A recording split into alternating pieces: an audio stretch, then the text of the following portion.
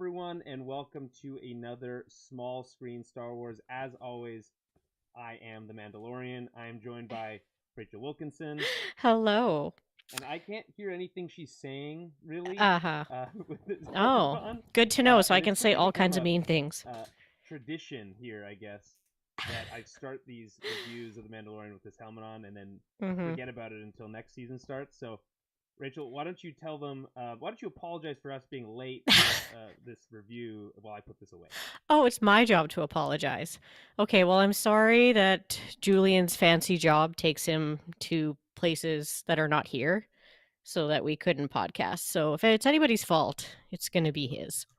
But funnily enough, I could have also joined in on this Mandalorian helmet thing, but I didn't Wait, what? think about it. I said I also could have joined in on this Mandalorian helmet thing. Yeah, I know, but this is the first I've heard of this. I know. feel like. I recently got a fancy Bo-Katan helmet for my birthday. Is It's pretty the Black badass. Series? It's not the Black replica? Series one. It is custom order. I don't know where Adam got it from. He got it on the internet, but it's like a hand-painted one. Oh, that's like cool. actual I don't know. You can tell they made it. Like it's not just made like out of real Beskar? Yes. It is real Beskar. Wow. All right. That is But fancy. yeah, Now, it's beautiful though. It's super cool. But so yeah. mine's a piece of shit compared to yours. Yeah, I yours is get just it. like cast and multiple, mass production. Mine is handmade. Also plastic. So. Yeah. Mm-hmm. Yeah. Well, that's cool. So yeah, you'll have to. We haven't One of these figured out how to days. make a camera work for Rachel yet. No. I believe I have computer is limiting what I can do there, but one day we'll make that work and then we'll have a full video podcast. Yeah. Otherwise, for now, you'll just have to watch me. And sometimes, Sometimes I show up in real life, but yeah, it's hard. It is rare. Yeah. It's winter. Okay, give me a break. When it's not winter, once my baby gets here, I'll probably want to leave the house on podcasting days. So. Right. So Right, maybe it'll be later. my excuse. Yeah, like, oh yeah, I gotta go podcast in person for 2 hours. Oh shoot. Yeah, gonna have to hang out with his dad instead. Well, hey, everyone needs a little bit of baby time one-on-one baby time. So we'll cross that bridge when we get to it. For now, yeah, I'll also express apologies on this. It's kind of unfortunate, of course, that the launch of The Mandalorian and also, of course, they're not moving the airing schedule for The Bad Batch. So it was compressed 2 episodes plus there was just nothing I could do with the work trip. So it had to wait. Will tell you though, I am exhausted. It was a long 2 weeks. It is good to be back in the fancy studio, at least compared to the stand-up desk that I was working off of last week. Right. So either way, it's good to be back. The going forward schedule will be, I suppose, we will be reviewing 2 episodes per episode. So 1 episode of The Mandalorian and 1 episode of The Bad Batch on 1 episode of Small Screen Star Wars. Thursday nights, that'll be we'll still keep that schedule, and we'll aim not to miss anymore because wow, they will stack up fast. Yeah, we're not careful. Okay, so we have a lot to cover, so let's get into it really quickly. But before we do, I'll just remind everyone at home, follow us on Twitter at TowerBabbleCast, Facebook.com/TowerBabbleCast, and head over to TowerBabble.ca to find everything that we do. That includes our flagship show, which we just did an episode relatively recently on the DC news from that was the end of January. Now it's already March, so we are a little behind on the news bit as well. But there's been so much Star Wars stuff to cover, so there has been no real delays there. So you can find a whole back catalog of our Star Wars coverage there, including Andor, the Clone Wars Season 7, the Book of Boba Fett, which is going to be helpful for this episode because they certainly didn't include any information from that show. But actually, you know what's the crazy thing is they actually did. They did use footage from The Mandalorian in the recap. From the Book of Boba Fett in the Mandalorian Season 3 recap. But they just chose not to include the parts with Grogu for some reason. So because they're forcing you. They're being like, hey, if you didn't watch it, go watch it. You think that they made the choice to confuse people on purpose to have other people in the room send them back to 2 episodes of the Book of Boba Fett? That sounds silly. I don't know. I just feel like people should know by now. that like just no, like what's wrong with you? I don't know, like how I don't know. I feel like anybody who I get it. There's like regular non diehard like Star Wars folks who watch Sure. Mandalorian, so that's fair. Lots of regular ass folks watching The Mandalorian, yeah, that's fair. I kind of forget about that there's like people who haven't watched like anything else in Star Wars that are watching, but that's on them. So I don't feel bad for them. If you're confused, it's your own fault. It's easy to fix, but yeah, you had a long time to hear about that there was Mandalorian stuff in Book of Boba Fett. So and you know, there's a very different crowd who are watching the Book of Boba Fett every week or the Mandalorian versus even the Bad Batch, which I think is even more of a niche crowd, right? And I think you get it a little bit more into the nitty gritty. And the Mandalorian and the Book of Boba Fett feel a little bit more surface level. There is certainly like a lot of interweaving connections, but that's just kind of the Filoni-verse of it all, I suppose. And obviously so is the Bad Batch, but it does feel a little different. In fact, I feel like we couldn't have more different styles of episodes between the Bad Batch this week and, I mean, what an interesting double feature, I would say. Right? To pair these together. I was kind of hoping there would be some sort of like connection between the two. I don't know why. It's just a coincidence, I guess, the timing here that episode 11 of season 2 of the Bad Batch aligns with season 3 episode 1 of the Mandalorian. I was like, ooh, maybe they'll find a way to like tie them thematically together, or there'll be some sort of Easter egg. There was none. Yeah, I feel like that would have been just like way too much of a reach. Yeah, but what a better way to get people into the Bad Batch, especially this episode, which is like totally works as a standalone episode, I think. Yeah. You're just like out of nowhere for no reason. There's just like Omega like in Mandalorian. Well, Omega could be fully grown by that point and wearing cool Mandalorian armor or something. Yeah, maybe she is a Mandalorian. Who knows? Maybe she's the Mandalorian for all we know. There's so many possibilities for how this all plays out. Either way, none of those things happened, and we have 2 episodes that are completely standalone and separate to talk about. The way we're going to do this, basically because I think the Mandalorian has such a bigger crowd, is we will review the Mandalorian episode first and then stick around after, and we'll do the Bad Batch after that. Yeah. Fortunately, in this case, the episodes are about half an hour each. This is good for us, but I think bad for everyone else because I think everyone was hoping for a longer premiere episode for the Mandalorian. Yeah, I think we were also kind of hoping for a longer one. Like personally, I wasn't mad about this episode though. Like I think they did a very good job with the time frame that was used. Like okay, it was a tight 32 minutes. Yeah, it was. I was like, okay. I'm like, this was just like a nice, neat little packaged episode. I'm like, I'm okay with this. Just setting up the series, or like not the series, but the season. I thought it felt it felt like it was missing stuff. Really? It felt rushed. The pacing felt rushed. The ending felt, I guess, like expected when you get to it, but at the same time felt like there should have been another scene or two at the end of this episode. I don't know. Something about it just didn't sit perfectly right. I really enjoyed it from moment to moment. Yeah. But as one episode, or as a chapter 17 in this case, The Apostate, it just felt a little bit too like it had too much plot work to do. Interesting. In fact, and some of the dialogue felt pretty stilted, in my opinion, and we'll get to those elements when we get there. But for me, it's like for as far as premieres go, obviously the season 1 premiere is really awesome. The season 2 premiere is really awesome. The season 2 premiere is so good, I don't think that like this even comes even close to that, in my opinion. So, yeah, I would give it like a 7 out of 10. Let's find out what IMDb thinks. What a stranger on IMDb Yes, thinks. all right, here. This is the featured review. The Incompetence is Growing. This is a 6 out of 10. And this is reviewed by RZ25. Okay, so The Mandalorian, while I very much like the show, feels like it's heading in the wrong direction with this episode, and it's starting to concern me. It's starting to go in the wrong direction after one episode. How can you tell? Yeah, a trend is not made in one episode. We'll just I was like, they literally just set up so many different like little storylines. Right. But okay, go off. The story for The Mandalorian season 3 episode 1 feels like it got pulled straight out of a video game. Plot points are wrapped nicely by non-pivotal action scenes, and Mando hops from planet to planet as if each planet is a video game level.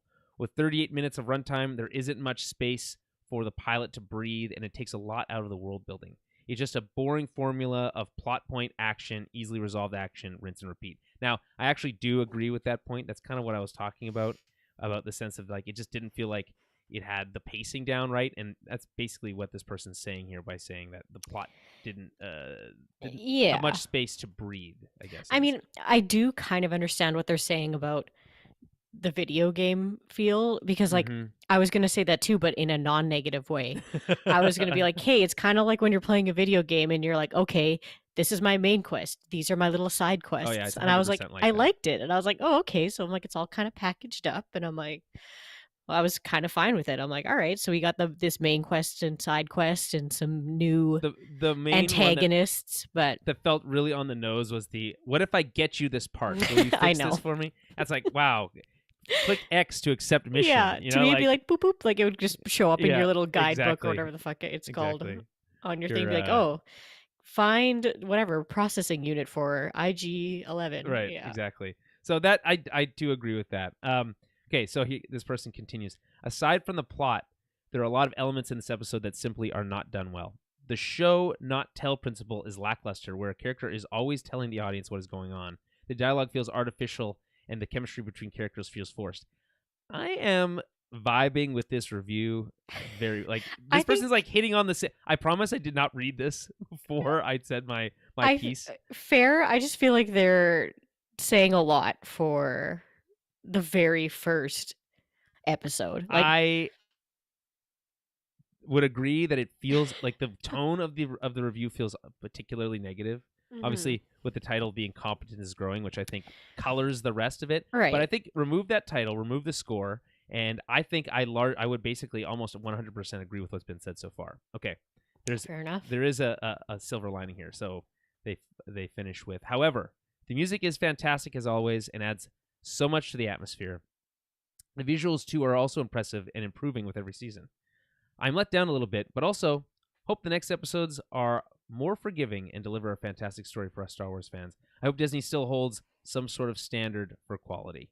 I mean, I think given the fact that Andor exists, the I guess standard for quality at least exists somewhere. Right. In my opinion, Yeah.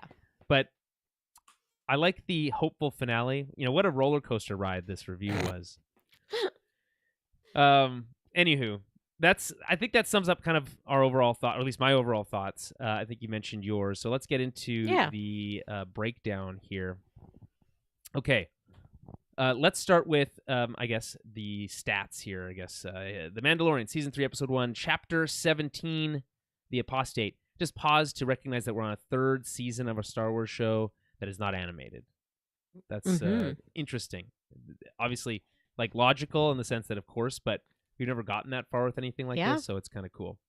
Directed by Rick Famuyiwa and written by Jon Favreau. The logline is The Mandalorian begins an important journey, which I guess is like the most literal interpretation of what happens here. Yeah. Okay. And I guess the other thing we should mention is apparently in an interview, I don't know if you heard this, Jon Favreau said that the Season 1 and Season 2 of The Mandalorian take place over years, like 5 years of time. Oh. Yeah. and I know that they said that this one is like kind of like he's with, like Grogu is with Luke for 2 years. Yeah, and that's the other thing too, heard. Which is even more confusing. So that they were like together for a very, very long time. Okay. And then he was gone. He like was left with Luke for a very, very long time. It did not feel that way. No. To be clear. This is a shock to me.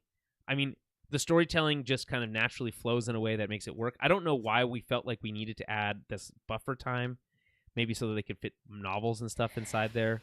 But maybe, yeah. If problem with that is, and here's the problem with that: unless they're gonna seed in ideas from those novels of those interstitial moments into this season, where you could be like, oh, learn more about the Pirate King, yada yada, right? By reading this book.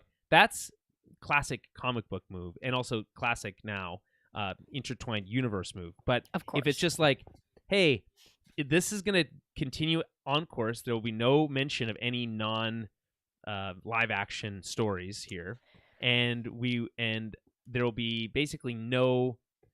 You'll learn no additional information about the characters if you read them. You can just watch the show. That's like the worst case scenario, and I think is much more likely to happen. And typically, what happens, I feel like, with Star Wars, where the non-animated, like basically nothing, that stuff that's not made by Lucasfilm, either live action or animated, is very rarely referenced and very rare. Like, here's the other thing: like, will we see a Dr. Aphra appearance at some point? Maybe. That'd be so cool. Chances are, like, it'll be a cameo at some point somewhere. Right. Yeah. You know, yeah. and like, that's about it. You know, there's like all these stories about Jango Fett's parents and stuff from the comics that, like, I would be surprised if they get pulled into live action in a direct way. So, yeah.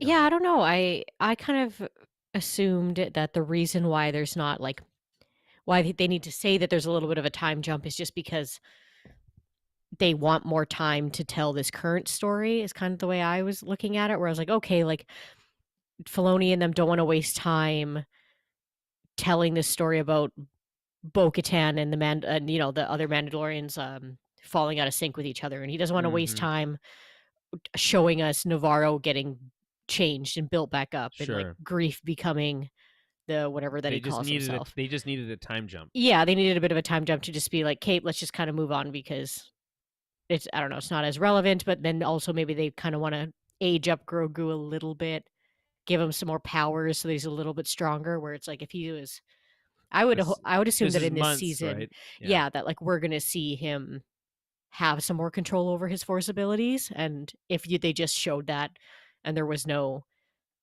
significant time period that he's with Luke, people are gonna be all like pissed off and be like, oh, he's overpowered. A classic Rey moment. Yeah.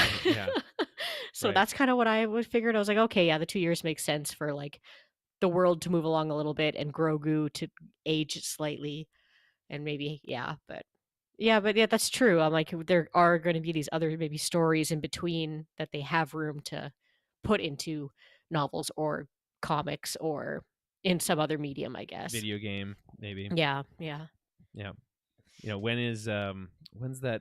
Who's the Jedi from Fallen Order? Cal Kestis. When's Cal Kestis going to pop up in the Mandalorian? Right? So right. We're all just waiting. Yeah. Right? Okay, so let's get into the breakdown here. So we get the recap we mentioned earlier, which of course does not feature the reunion of Grogu and Mando. For some reason, I do think that's odd. I would have included it. Whatever. We also see the introduction of Navarro, so it goes back to season 1, meeting Bo-Katan for the first time. We see the first time we hear the term "the Child of the Watch" from Bo-Katan. Mm-hmm. We get reminded of the drama of the whole removing the helmet thing, apostate. The term is used again later in the episode, but is used here as well. And then the reminder that you do have to bathe in the living waters of the Mines of Mandalore. Now, yes. What annoys me about this recap is that the episode also feels the need to recap you right in dialogue, and I just feel like if you're gonna do a recap, you don't need to pretend like no one knows what's going on, right? You know, like why does Mando have to say, and then I will bathe myself in the living waters beneath the Mines of Mandalore like 4 times in this episode? Yeah, it just feels like we're being beat over the head with something obvious here. I was complaining about this, by the way, with the dialogue in a couple episodes of the Bad Batch, right? Recently, Yeah, right, where it's like, what's that give called the audience again? some break. What's called exposition? Exposition, yes, yeah.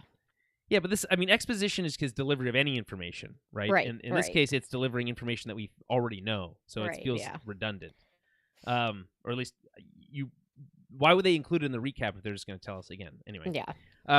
Then we get the first time that we've seen, I think, if I recall, the new Star Wars television like logo with all the helmets, but this time without the music. I think we've always seen it with the music. Maybe once without any music. It's possible. But this time now there's sound effects over the sound of a hammer. It's actually quite reminiscent of the Iron Man 1 opening Marvel score with him hammering, Tony Stark hammering stuff. Anyway, here are the helmets. There are some new ones here. So we start with Vader, then we get R2-D2, then we get Fennec Shand, Imperial TIE Pilot, Bo-Katan, IG-11 or 88. It's not clear. Yeah. Imperial Scout Trooper. Then we get the Armorer, and then the Mandalorian. Now, what's interesting is that unlike any other of these helmets, or I guess droids, the Armorer gets to include her shoulders, like her, I guess, I didn't notice furry that. shoulders are Yeah, included yeah. there, which is interesting because no one else has shoulders. So that's my one observation. I don't know what to make out of that, other than I guess that maybe it looks too similar to other Mandalorian helmets on its own. Maybe, but she's got the little horns. Yeah, Yeah. hers is like pretty distinctive, I think. But yeah, I guess maybe just because it looks cool. It looks cool. Do you think it's IG-11 or 88? What's your guess? I would assume 11. Yeah, because we've never met it. We've never really met 88. Yeah, I was like 11's a little bit more relevant to the story. I don't see why they would, if they're gonna throw a. Well, yeah. We have an IG-11 in IG-88, obviously in Empire, in not really. Yeah, he's just in the background, but I just like to the Mandalorian not a Clone Wars story. episode where IG-88's a player? I don't know. He could Pretty be, sure. But I just mean like I don't know. I just feel like to Mandalorian, like to the right. It's like why would you put IG-88 and not IG-11? Yeah, it makes sense. I mean everything. So you got obviously Vader is just I think iconic, so you just include that. R2, same reason. Fennec, she might appear here, but also loosely appears, and there's a loose tie there. Yeah. Speaking of ties, Imperial TIE Pilot, that again I think just an iconic look. Then you start getting into things that are more specific. Bo-Katan, yeah. IG-11, the Armor and the Mandalorian themselves. I guess you could just keep adding different. I thought it would have been really cool because one of the things that they did on Twitter, and this was dumb, I don't know if you did this, which was like Disney Plus account sends you a little thing that says, hey, like this tweet and we'll send you reminders about every episode of The Mandalorian. Yeah, I did that, yeah. And then you could keep liking tweets, and then they would send you images of new Mandalorian helmets. Right, I think up to like 12 of them or something. I did every one. And it's kind of cool. You got to get these different styled helmets. It's cool. But they should have just done different Mandalorian helmets for every one of these helmets. That would have been cool. Yeah, that would be cool. I mean, and the Twitter should have just done NFTs. So that's right. I don't know. Yeah. If you're not sending me a picture that like I can, brag about to other weirdos on the internet, then I don't really care. Exactly. Like, what do I get out of that? Good one. All right. Now we start on what is an unknown planet. We don't know where they are. We see the Armorer in a cave, pouring some liquid into her forge and lights it up. We see a nice shot of the Beskar sigil of Mandalore overhead, the Mythosaur skull. She's hammering, cutting, and welding a new Mandalorian helmet.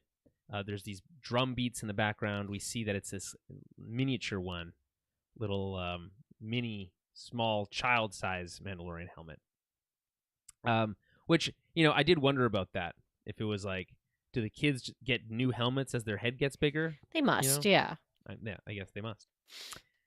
Anyway, now we learn that is true. We also see it's likely for a Clan Vizsla foundling, perhaps. It's also not clear, but the coloring looks like that's the case. Right.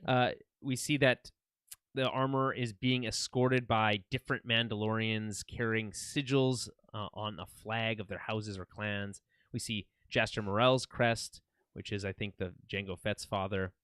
We see Clan Elder and Clan Vizsla, obviously, the two being, I think, places or names we've seen before in other media. And then we see what is a young, small boy, and it's not clear, I guess. Did you think this was a flashback when you were watching this the first time? It was definitely unclear to me. I was like, at first I was like, is this real time or is this past time? But I mean, I was trying to figure that out at the same time, and I was like, well, I'm like, that's Paz Vizsla there, right? Yeah. Yeah, so I don't know. Like full grown, exactly. Yeah, so I'm like, I don't know. I guess it's probably the same timeline, but how kind of like, did you find it odd? I never really thought about like actual child Mandalorians like in their full suits, and I was like, oh shit, like they don't wait until you're like an adult, I guess, because that kid, I don't know how old that kid's supposed to be. He looks like maybe 13, 14. kind of thing. But I was like, oh man, I wasn't even thinking about there being like children, which is kind of fucked up. But like, all right, I guess you do you. I don't know. Yeah, I guess like what I guess you thought they were just like wait till they're older, and that's why we don't see them. Yeah, I figured they would be like adult size. Have we seen them before? Have we seen child? I don't know if I've ever seen a child Mandalorian. I don't think so. That's why I was kind of like only Boba Fett. cosplayers. Kind of. Well, yeah, that's what I mean. You see Boba Fett when he's like younger. Sure. Kind of thing, but like, yeah, that's why I was like, okay, I always thought that you'd be older by the time you get your helmet. Like you wouldn't we get. don't see. Do we see Boba Fett with his armor when he's younger? No, but he has his dad's armor. Right, but he's not wearing it. No. Maybe the helmet. Yeah. Yeah, I'm just kind of like, I guess I'm just talking in general, but yeah, I was like, I just didn't think about there being actual children who wore the full helmet, like. So the does that kid? Armor kit. Yeah. Does that kid not allowed to take off his helmet now? Like no, that's so here's what wild. There's a whole it's like a baptism ceremony, I suppose. Yeah. And it's kind of cool. It's standing in the water. I always get weirded out by standing in water with clothes on. It's like, if it's not a bathing suit, I get uncomfortable looking at that. I don't know. Well, it's just kind of culty. Yeah. No offense culty to anybody out there who's true. done it. Sorry, but yeah, it's just one of those things you always see portrayed in like, yeah. It's rarely portrayed as some like beautiful thing. It usually feels like more ominous. Yeah. It's sometimes both is beautiful and ominous. But anyway, so we get the lovely dulcet tones of Emily Swallow playing the armorer, and she asks the kid to repeat after her. I swear on my name and the name of my ancestors that I shall walk the way of the Mandalore, and the words of the creed shall forever be forged in my heart.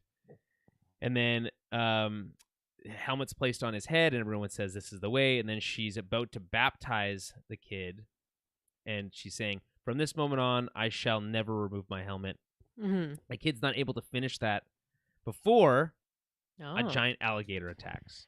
Yeah. So I don't know if that probably won't matter, but in the sense that he didn't get to formally finish his baptism. Not. But at this point, from that moment on, I shall never remove my helmet.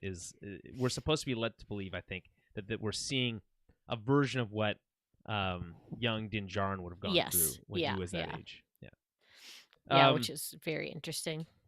Well, it's just interesting to see the inner workings of the cult. Yeah, and I guess it kind of I don't know.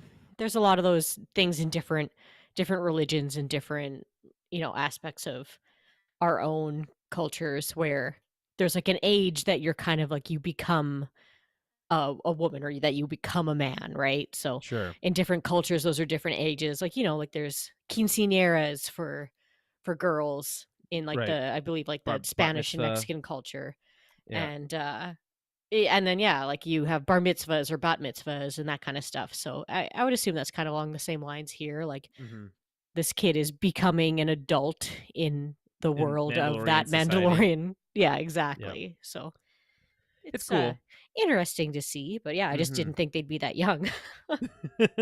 And yet here we are, and almost dies. Okay, so the giant alligator attacks. At first I was like, oh, cool, a mythosaur. I was like, that doesn't make any sense. So I immediately retracted that statement, but I still felt that for a moment. Yeah.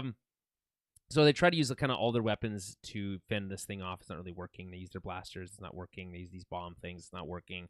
They try the grappling hooks. That seems to backfire on them as they get flipped and rolled on. Yeah, I was waiting for that because I was like, oh, it's a crocodile. It's going to do one of those death rolls. And then they're all going to be, which I was like, that's pretty cool. Yeah, it was really cool. Yeah. It does the death roll and presumably kills some of them. The armorer tries to save the kid and then almost die with her hammer and like tools that she uses.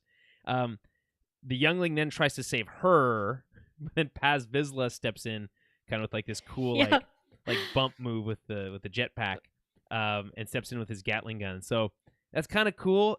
Either way, none of them are really doing any damage to this giant alligator. No.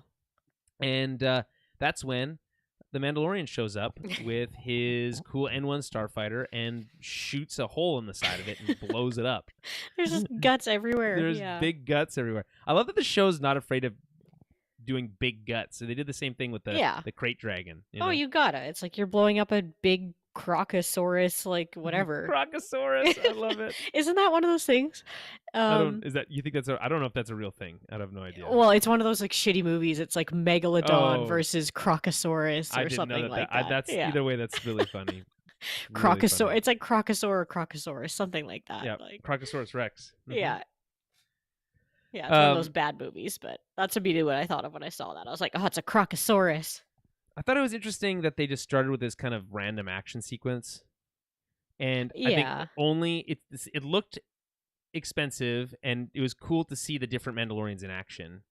There's a really cool shot of them putting the bombs on it, and then there's like this shot of them flying away and then looking down at them as they're flying away after. Yeah. I just thought that was a really cool, as if the camera was attached to the helmet as it was flying away. Yeah. Just like a really cool shot. It would have been really hard to do it with effects. Yeah. I always like to see like Mandalorian in general, like Mandalorian battles.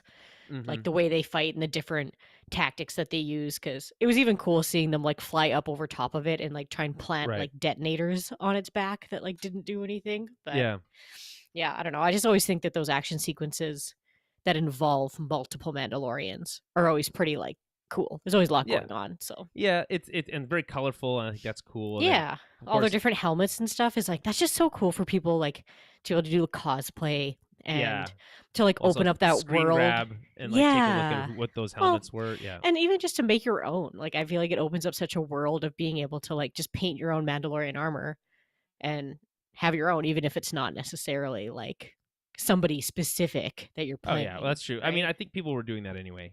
Yeah. No, but it's just cool to see more like options for that, more colors and more variety. I just love seeing all kinds of different styles when it comes to Mandalorian helmets. Mm-hmm. I also think it's interesting that there is, I guess, a thematic connection between this episode and the Bad Batch episode, because that episode also deals with a large creature. So that's true. That's there you go. There's your connection. There. Yeah. All right. So Mando saves the day. No one really seems that happy about it, and he shows up, and we get to see that Grogu's there too. A cute little pop up. Yeah. Very yeah, I mean, it's funny. Okay, so Mando meets with the armorer in private. She's kind of not very happy to see him. Reminds him that, he's an outcast and about the whole having removed his helmet thing. And she says, and worse, you did it voluntarily. Yeah, but we know why, so it's okay. Yeah. And then he talks about, I feel like the way that these characters talk to each other is very, very purposely stilted, so I'm not going to complain about it here, but there's times later where I think it's dumb. So he talks about, by creed there is a path to redemption, or yada yada yada. She says that it can only be done in the mines, and those are destroyed. Again, this is kind of where things get very exposition heavy. Yeah, and, a little repetitive. And very straightforward, like just super on the nose. Like, hey, okay, this is the first time we're going to mention how you again remove your helmet, or it's the second time if you include the recap, and the second time we talk about the Mines of Mandalore if you include the recap, right? And, oh, by the way, they were destroyed. That was another thing of information that you would have learned if you watched the Book of Boba Fett. Right. And was also mentioned in the recap. And then it's almost like the person who made the recap didn't watch the episode before. It's very weird. And then he shows her a piece of what appears to be some sort of Mandalorian encryption or inscription that is crystallized in glass.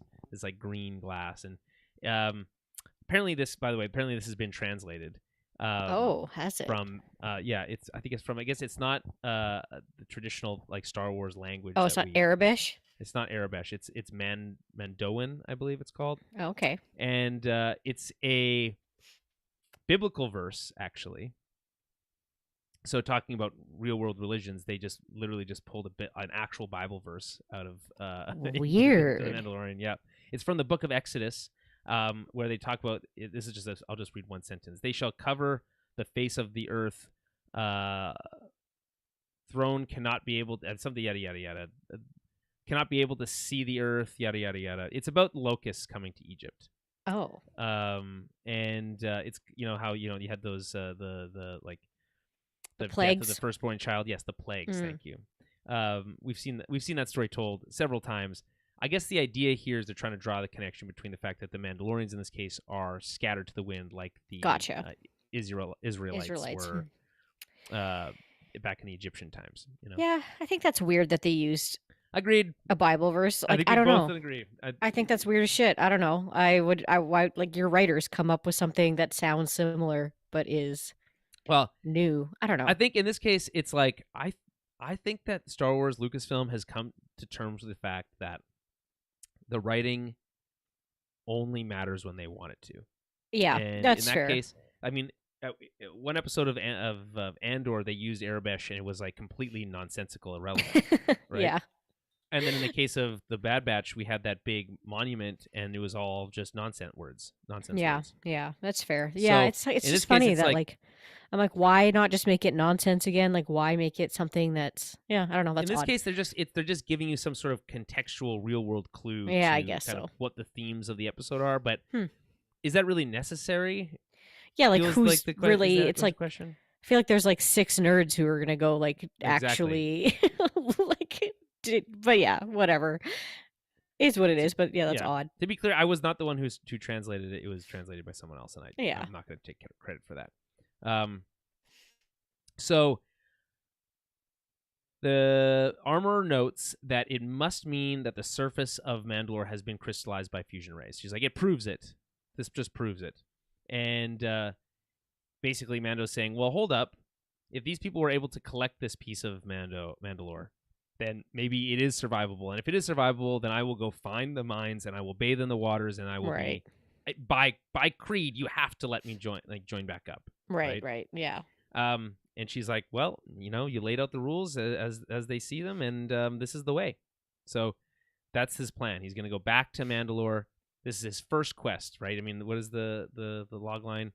He begins an important journey. This is the beginning of his journey to go back to Mandalore. Now that he has this piece of evidence, and to do this, he's going to recruit some help, of course. Which, just like any good video game, you need a party before you can go on your quest. So he is going to go next to recruit IG-11. But before we get to that, there's some other stuff that happens. Any thoughts on these opening 2 sequences here? Yeah, I mean, I liked the Crocosaurus. Thought that was cool. But I mean, yeah, like I wasn't mad about it. I saw some people being like, "Oh, this is dumb. Like, what is even like? Who cares about this big crocodile? Blah blah blah." I'm like, all right, well, sometimes I just like things because they look cool, and we all know Star Wars likes to do that too. So, I didn't mind it, but yeah, I guess like they're kind of just laying it out for those people who didn't watch Book of Boba Fett, so they're like not as far behind. This I is guess. why it's so dumb. Why not give the recap? I know. Why do the recap and not provide enough information, and then feel like you need to use up valuable? Maybe they just didn't minutes. know if they were gonna put things in the recap or not ahead of time, like ahead of shooting and writing. Come on. Favreau can, I think, decide what those things are going to be. This is. I mean, it just feels like an unforced error. Nothing annoys me more in these types of things is if no one took a step back and asked these same questions before they released the video internally. You know what I'm saying? So no, I totally get what you're saying. Yeah. Okay, so we then cut to a shot in hyperspace.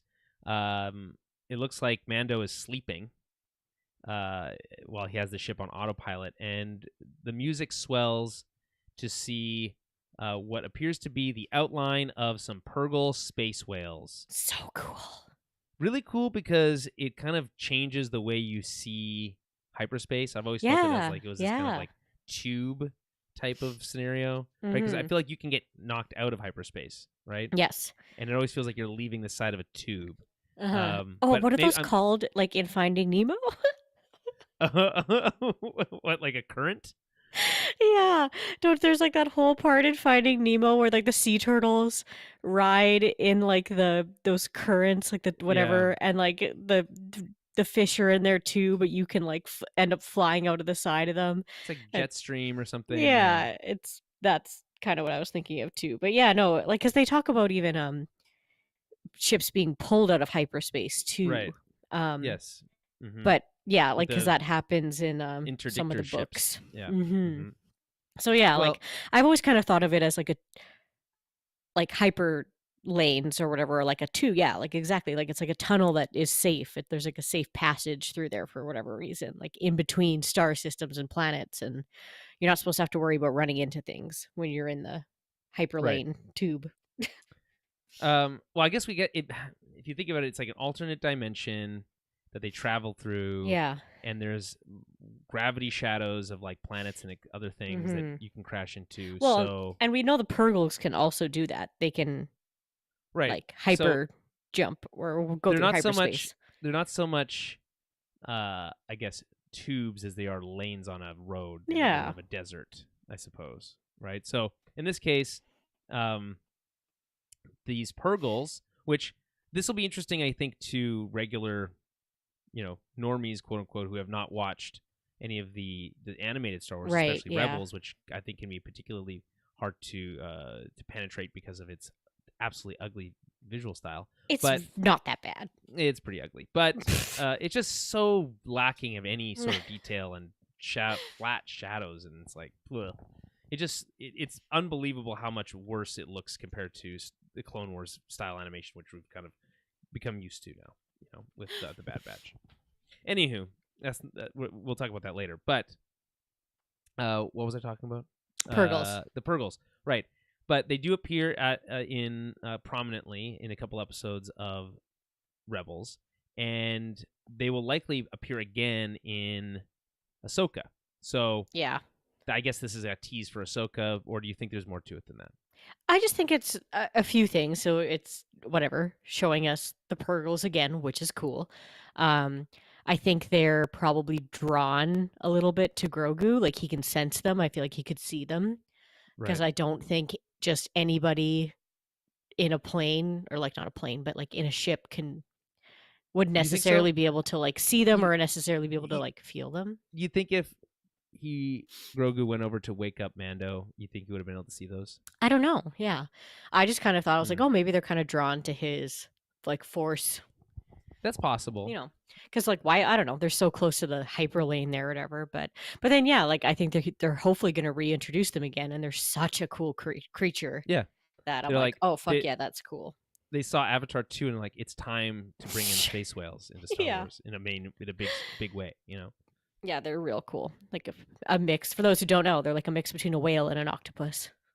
Yeah, and they travel. They're like some of the squid, very maybe. first versions of hyperspace travelers that early settlers like studied them to learn how to travel through hyperspace. So kind of cool. They're real cool. And I guess at some point there was kind of like a whaling type of industry, kind of like how we had back in like where Rude whale blubber, etc. So at some point maybe the Purgle were being hunted and are maybe near to extinction at some point. So that's kind of cool.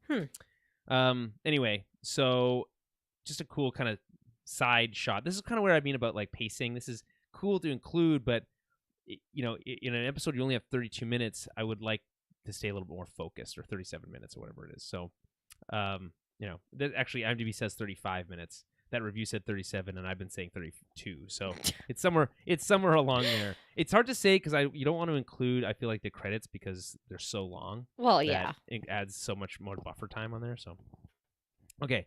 So we see that they're going to Navarro, and this is the first time we've seen Navarro since, I guess at one point they were there last season, I guess, for a little bit. Yeah. And it's gotten, and there was a school there at that point. So it had improved a little bit at that point after having kicked out the Imperials. And it's improved even more. We see there's more greenery, there's more buildings.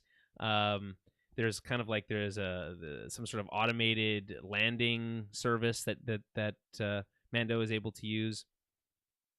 And they find out a couple things about how they're kind of a gem of the Outer Rim. Yeah. There's the shots of prosperous life. There's the chef droid that we saw from the Book of Boba Fett. There's those Kwakian monkey lizards. They're hanging out in the trees. They used to be being eaten on spits. We see that there's a guide droid, a tour guide droid, talking about visiting geothermal springs and black magma canyons. So very kind of like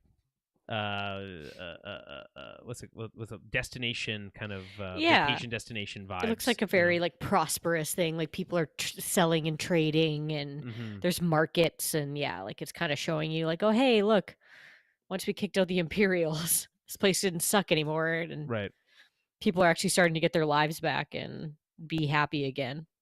It's a rare example of a city in Star Wars or a town in Star Wars that's like seems nice. Mm-hmm. You know, it's not a wretched hive of scum and villainy. You know what I'm saying? Anymore, anyway. It used to be, obviously, and that we'll kind of see that history is going to come back to bite them a little bit. So we also see a statue of IG-11 in the square, I guess being honored for saving the town, rightfully so, right? And very forward thinking of them to be progressive, you know, to include a statue of a droid. Of a droid, Yeah, right. Although at the same time, he's like later on, Grief is like, "Well, we'll just get you a different one. You don't need this droid, right?" Right. Which is kind of funny. I also saw a funny meme. It was like, the Dave Filoni challenge to not revive your own characters, impossible. Impossible. Okay, but we all kind of knew, like, when he explodes. I don't know. I was like, maybe they'll bring him back. I don't know. Like, I was expecting it to happen sooner than this. Like, I thought, like, it would maybe be. It seems cruel to bring back IG-11, and then meanwhile, who was the guy who like reprogrammed him in season 1? Oh, Quill. Quill, yeah. He's just dead in the dirt still. So. Well, yeah, but he's not a robot. It's different. You can't. Yeah. Hey, man, Darth Maul got cut in half. I feel like. Yeah. Come on. All right. So, love the music here. Very fun, uplifting stuff. The other thing I noticed was that the music feels much more traditional Star Wars, with more kind of orchestral sounds than some of the previous Mandalorian stuff that we've seen. That felt very different. Yeah, I know what you mean. Yeah, this is felt much more traditional in that way, and that's interesting. I'm not saying it's better or worse, just different. Yeah, it's a little less westerny. Yeah, more space opera. Mm-hmm. Okay, so they're greeted by High Magistrate Grief Karga, who is looking resplendent in his like big robe and like 2 mini droids carrying his robe ridiculous behind him. It's a little over the top. Right? It's so funny. Like I'm like, but it is such a Grief Karga thing to do. Like classic Grief, I tell you what. Classic Grief. So they get caught up. They have a little catch-up session. Grief tells them how there's been a construction boom. Now this is the kind of dialogue that I think is much more appetizing. And maybe it's just because we have such, the more animated performance from Carl Weathers here. But it's like we're learning things that we didn't know before, that provide us information about, inform us on the Grief Karga's motivations. Hey, he's become not just the magistrate but High Magistrate, and he in fact asks a droid to correct itself so that he calls him by the right title. Right? We see that. He has other problems like the fact that, we don't have a marshal and all these other things. We learn those things through natural conversation, and it informs not just the plot, but also his character, which is someone who is clearly prospering, but you wonder about how he was a former disgraced magistrate, how he fell from grace before, and is he kind of setting himself up for failure again? It's interesting. So we found out there's a construction boom. We found out that there's belters on the asteroid belt mining for resources. That one's cool because the term belters comes from another sci-fi show. Oh, okay. Which is kind of cool. Now it's blanking on the name. It's that one on Amazon Prime. Oh man. I don't know. Star Trek. No, come on.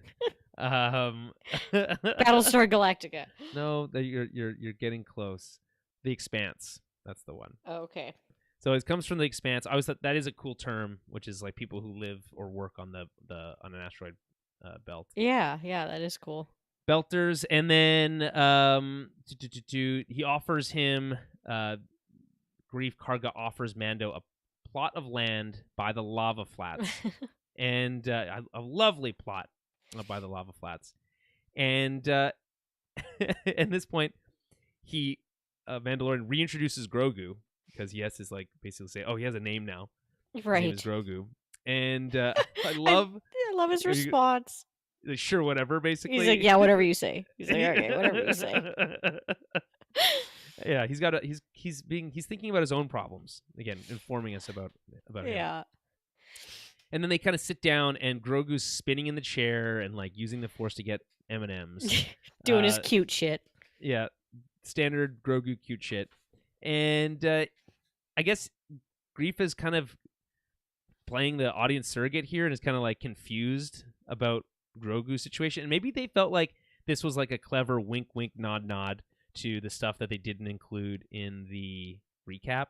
But it just comes off as silly because he says, "It's complicated. I completed my quest and he returned to me. I removed my helmet and now I'm an apostate." Right. Yeah, we know that stuff already. And it's like you want to avoid retelling stuff that we already know. Generally, as a rule of thumb, they clearly don't follow that logic here in this episode because this is like the third time now. But in this case, it's like this is your opportunity to explain why Grogu is back, and this would have been, maybe could have been done more subtly than in a recap. But they chose to ignore that part too. All he basically says, "I completed my quest and he returned to me." You couldn't offer any more detail than that. He's a man of few words. Yeah, seriously. And you know what I love about Mando? His smile. Yeah. Yeah. I just can't say no to that smile.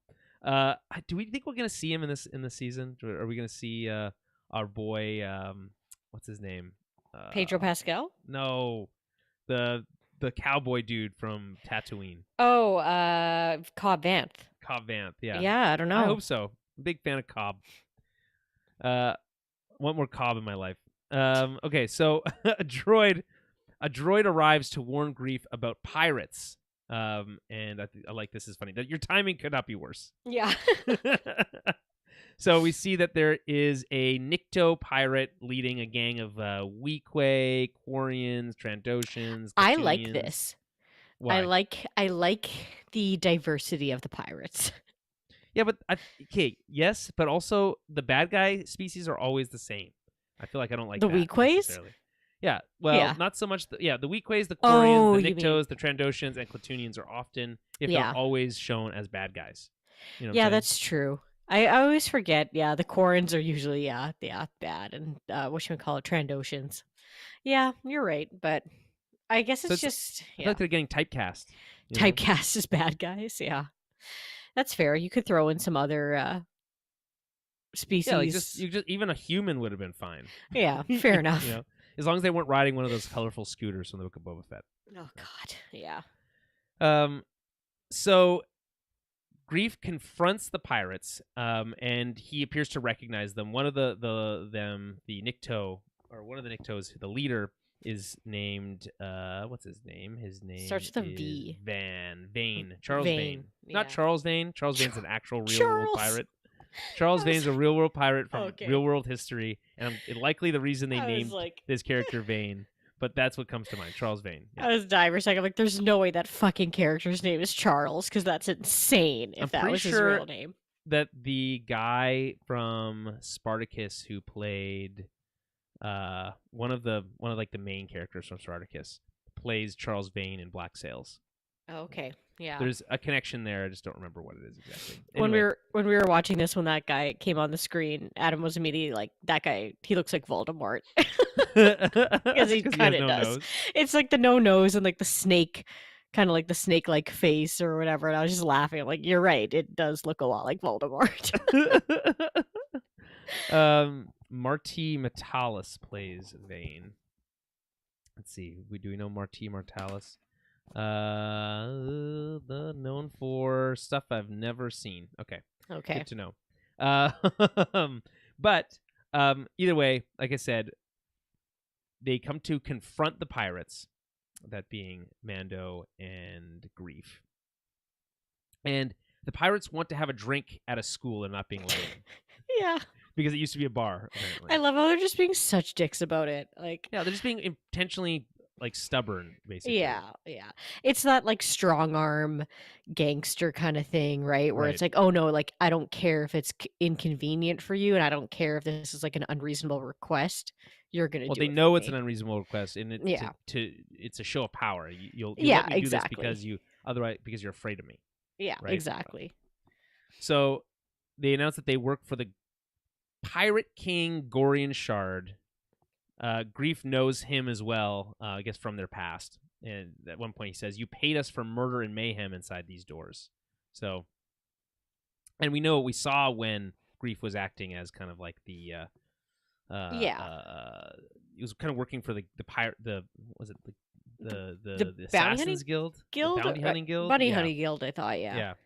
And it was kind of like selling jobs and stuff like that. So the pirates demand to be served a drink. Mando steps in, but the pirates double down. He's like, "Is there a problem here?" Yeah. And he's like, "I don't know. Is there?" And so basically what happens here is the pirates threaten Grief with like a little, you gone soft, classic Western standoff. Would have liked a little bit more Western influenced music here, actually. Yeah, that's true. Honest. And there's kind of like the dusters are swept back and the pistols are revealed, right? And they do a little quick draw McGraw, boom, and he shoots the gun out of the Weequay's hand. Sorry, the Nikto's hand. Yeah. Vein. And very cool move, always very cool. And he's like, you get out of here, and you tell him that this is, you can't come around here no more. Yeah, pretty that kind much. of thing. And at first they're like, okay, all right, we'll back off. But then they try to double cross him. Mando sees it and shoots him. Grief gets in on the action, kills all of them but one, just leaves Vane alive, right? And I guess he leaves Vane alive to go send a message back to this pirate king that the planet is no longer for piracy. Navarro is a respectable place now. Yes. So that's kind of cool. What did you think of this kind of exchange with the pirates? Yeah, I liked it. Like, I always like when the pirates show up. I think they're fun characters. I'm always like low key hoping we're gonna see what's his name? Oh, yes, Hondo. Hondo, yeah. I was like, Hondo will appear at some point, but I feel like they need to approve the Nikto makeup before you get to that point. Yeah, probably, but no, because Hondo's a Weequay. Oh right, you're right. The Weequays actually look fine. Yeah, no, that look weird. no, Hondo's a Weequay, but yeah, no, Hondo's just such a good, like, funny character. He's so great, but yeah, I mean, like, pirates are always fun because they don't have a lot of loyalties, so they're very self-serving. Yeah, right? Like they're very self-serving very and good like bad guy. Yeah, but they're also good because like they also don't. I feel like the pirate culture, the pirate characters are so good because they'll also very easily just like switch and work with you too. Right, and they'll turn on each other very quickly. Like so they're always very interesting characters to have around because they are so unpredictable. Right, their whole thing is that they're predictably unpredictable. Yeah, right? And it's just about money and what benefits them specifically in that time. So I always find them to be very like fun characters to have around. Well, it's just fun to have pirates in Star Wars at all. Yeah, And just like bring them to live action is fun. Yeah, it's a cool concept to have with, you already have spaceships, to have space pirates is pretty cool. Yeah, and there would always be space pirates, of course. Yes. So, after this attack, they discuss how they need a marshal, and this is where we have to deal with the fact that Cara Dune's no longer in the picture. I kind of laughed the way they deal with it, but yeah. Yeah, they just hand wave it away. Cara Dune was recruited by Special Forces after they caught Moff Gideon. That's the She returned to her home planet, and she was never seen from again. So they do enough, but I like that. It's funny to me that Disney does just enough to be like to make sense of why she's not there, but it's still like open-ended. If she ever figured it out one day, maybe she could come back. Yeah, so they're leaving it. I don't think they're completely... Because they could have recast, right? They could just recast her. They could, yeah. Like, they haven't completely shut the door on that character, I guess, which I was like, okay, interesting. They're not killing her off. They're not, like... But yeah, she died off screen. Yeah. Yeah, exactly. They're not doing an off-screen death. They're not doing, like, I don't know, whatever. Like, but... So it's interesting. So we'll see if we ever see that character again. I doubt it, at least not with Gianna Carano playing her. So Yeah, or maybe in unless, animation or yeah, in yeah, some that's other true. form. You could always exactly. So they're leaving it open end that she could maybe come back in some respect. I don't know. Leave the hope for those who Sure. want to see her again, because I know those people are out there. I'm indifferent, but I don't. Yeah, she's not that great of a character that I'm really that worried about it. no, Um. yeah, So anyway, that's what happened to Cara Dune. She's off working with the New Republic Special Forces. So we also find out that Moff Gideon, was sent to a New Republic War Tribunal. We don't know what the outcome of that is. They both seem to scoff at it as being something like, "Oh, okay, kind of like kangaroo court or something like that." like what are they gonna do? Yeah, they're not gonna really do anything with him. He's not Well, gonna. just lock him up, probably, Yeah, right? yeah, So he's probably in prison. Maybe he'll be released by Thrawn later on or something like yeah, that. Anyway, Mando basically asks whether, like, why don't you just ask the New Republic for a marshal, right? And he's like, no, we want to be independent. right. Grief is like, we don't need their kind around here. Which again is just kind of like, oh, how convenient.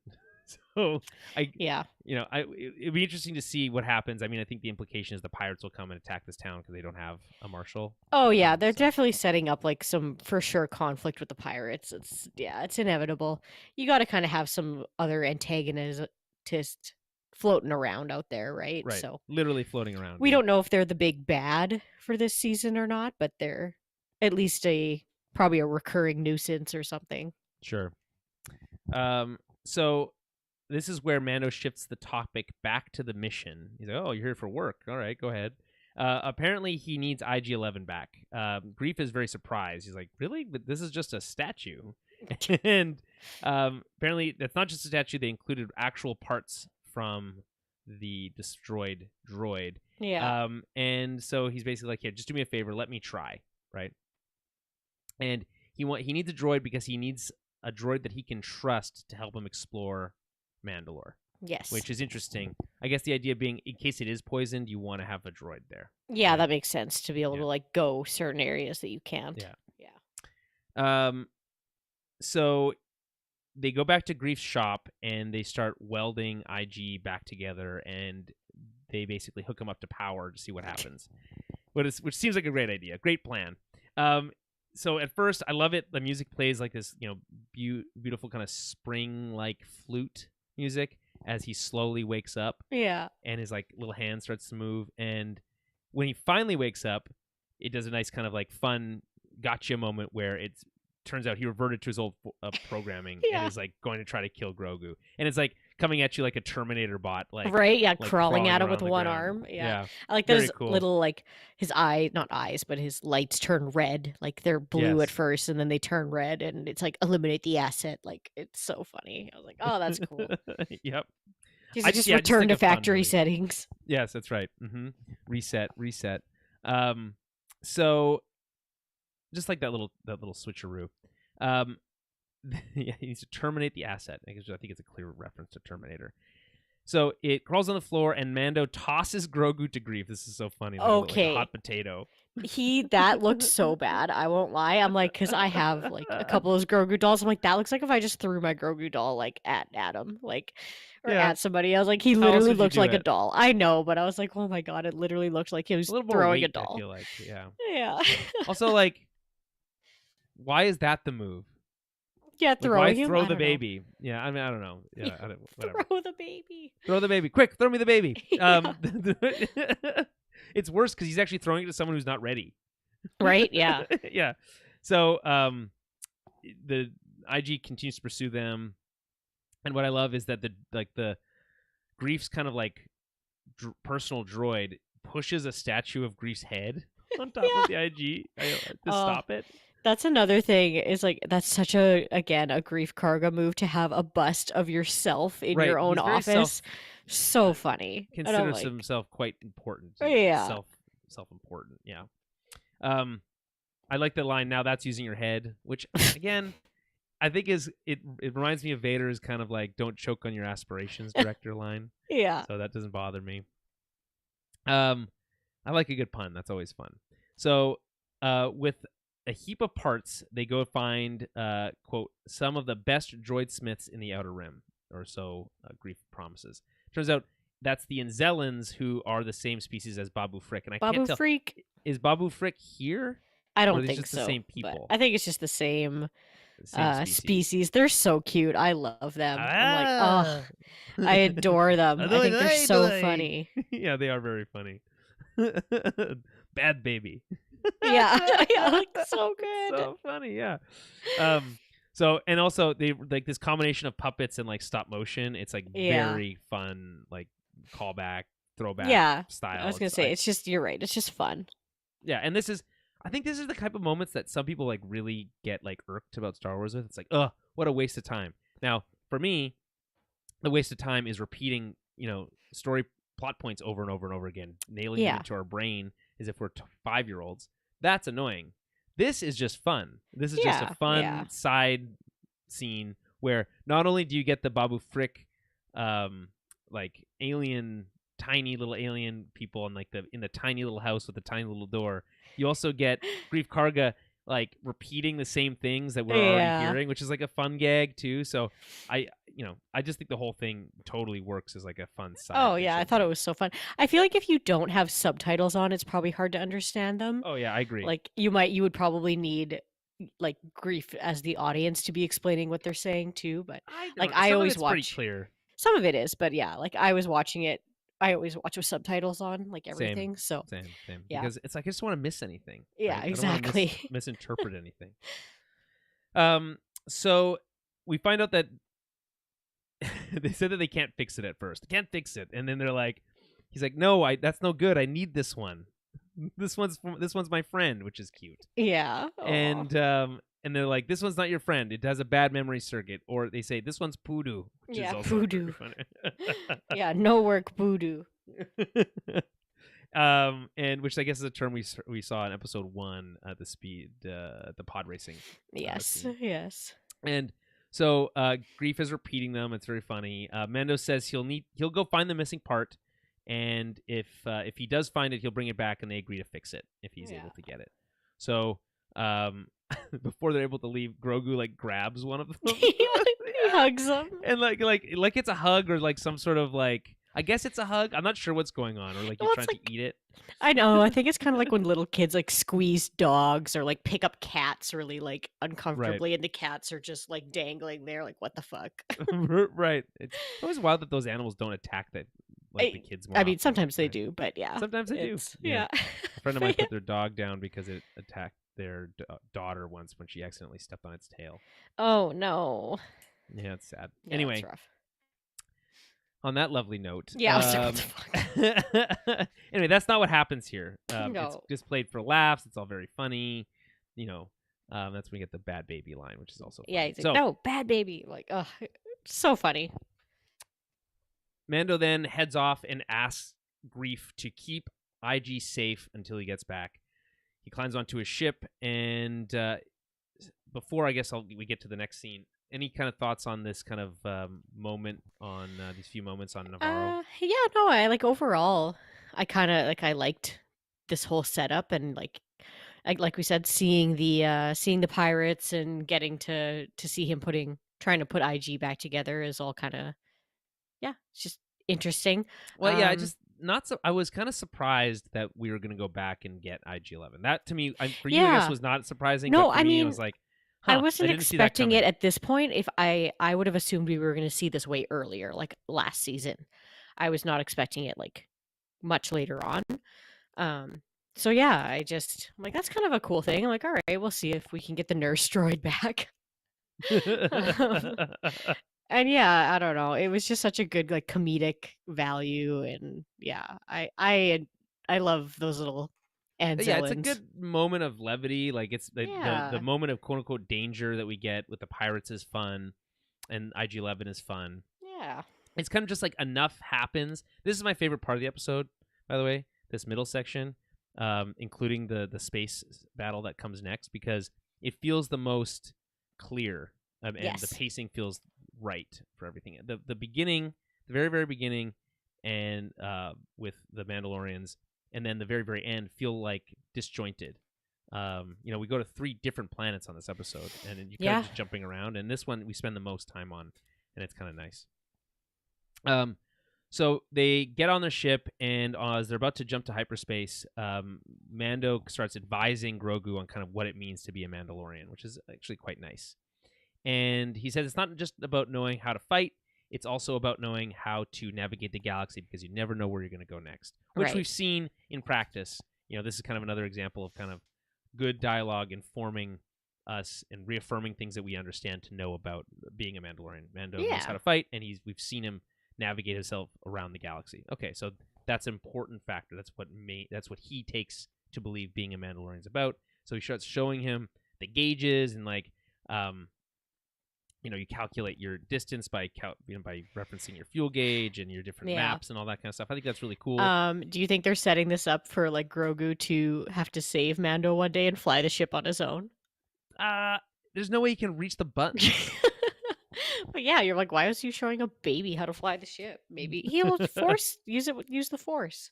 Yeah, I guess he doesn't need to reach. It's not like he has to reach pedals. Well, why can't he just get I know we're getting R4 back because of the trailers, spoilers for the rest of the season, but R4 is going to come back. So why can't R4 just fly the ship? Yeah, I guess, but I just hope the baby gets to do it at some point. Okay, fair enough. That's a good enough reason. Yeah. Anyway, I like how they use this as a great segue into the action sequence here, because he's like, and this is your enemy proximity alert, and then they have enemies on the proximity alert, and it turns out it's Vane coming back for revenge. He's with two of the Gorian Shard pirate ships, and he's saying, "Oh, you can't just wander off after shooting my men." And it's kind of like, well, you started it, but yeah, whatever. And so he wants revenge, and they start this really cool chase. And I've been saying for, I think, the first 2 seasons that I wanted more space combat. Yeah, and, more dogfights. Well, and we've seen some, but it's been very few and far between, in my opinion. And this is taken to the next level. It's got vibes of episode 2 when Obi-Wan is being chased by Jango. Yes, yeah. It has episode 3 vibes, kind of with the style of flying, and episode 1 and 3, I guess, with Anakin's flying style. It's very cool. And it's always cool when you have ship fights within an asteroid belt. It just gives more context. Because the problem with space is it's just a big open space. There's no way to know, hard to gauge distances and all that other kind of stuff. So right. You can throw an asteroid belt in there, and it just makes it so much more dynamic. Yeah, and those pirate ships looked cool too. Yeah, the pirate ships are super cool, and they had a really neat shape. They looked really cool. Visually, they looked really well done, executed. We also got to see the asteroids themselves had a lot of detail. They look way better than the episode 2 ones, by the way. Yeah, and we even got to see the mining operations as we fly around it. And I think it's just that's a cool element of detail. So I really respected that. Yeah, and 3 more pirate ships kind of join in, so it's 1v5 and actually 1v6, and we get these really cool tight shots as we kind of pull around asteroids, and it's the camera is located on the ship. I just think it's really, again, exciting, engaging way of telling visual storytelling, and it just looks so much better than almost any of the starfighters engagements we've really ever seen. Well, yeah, so it's kind of a shame we never get to see this on a big screen, but it is what it is. Anyway, apparently it's all a trap, because despite Mando taking out 2 or 3 of them, I think 4 of them actually. Yeah, he takes out most of them. Yeah, he is being basically guided towards the larger pirate ship, the mothership, and we see that mothership, really cool design. So seems cool. like it might be a Clone Wars era separatist battleship. Yeah, and I think kind that's really of. Cool. It's got I really like that cool kind of almost hammerhead. Totally. Or not hammerhead, but not the shark, but but an actual hammer.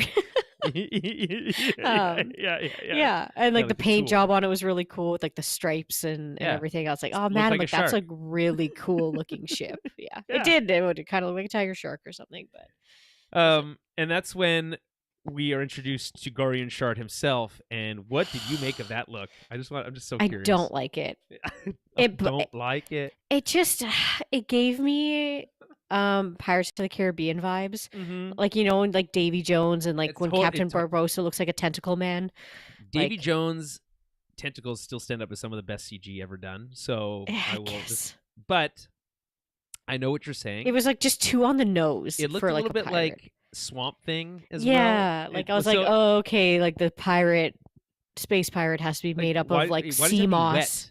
Yeah, like why is he wet? I don't know. We'll see, like going forward, if I like once we get more character development, like if I like how he looks a little bit more. But whole sequence reminded me a lot of like any time we had a scene with General Grievous on his starship. I guess he was like commanding a starship. Like the way he was leaned forward was very much like Grievous. Yeah. The way that they shot the cockpit that he's in, like the bridge of the ship that he's on.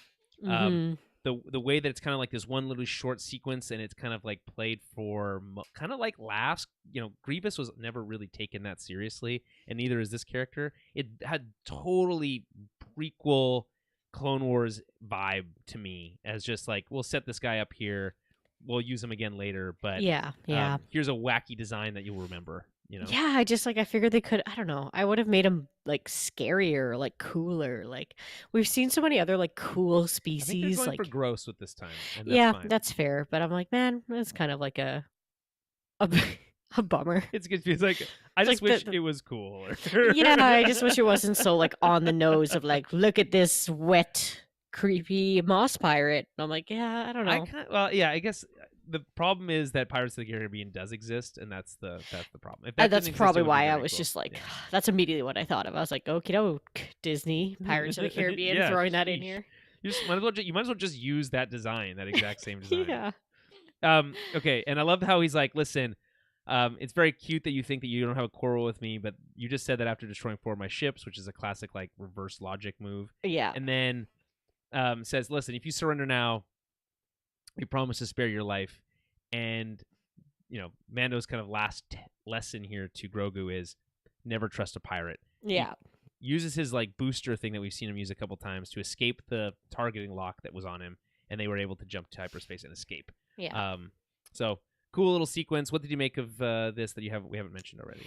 Yeah, I mean, I would say nothing that we haven't mentioned. I was like, the ships looked really cool. For the most part, I liked the diversity of the pirates, but again, wasn't as impressed about the big bad pirate king. But we'll see. Maybe once, like I said, once he gets a little bit more development put into him, maybe I'll come around a little bit more. But my first instinct when I saw him was like, little bit of a kind of laughed like, don't love that choice. Yeah, but whatever, we'll see.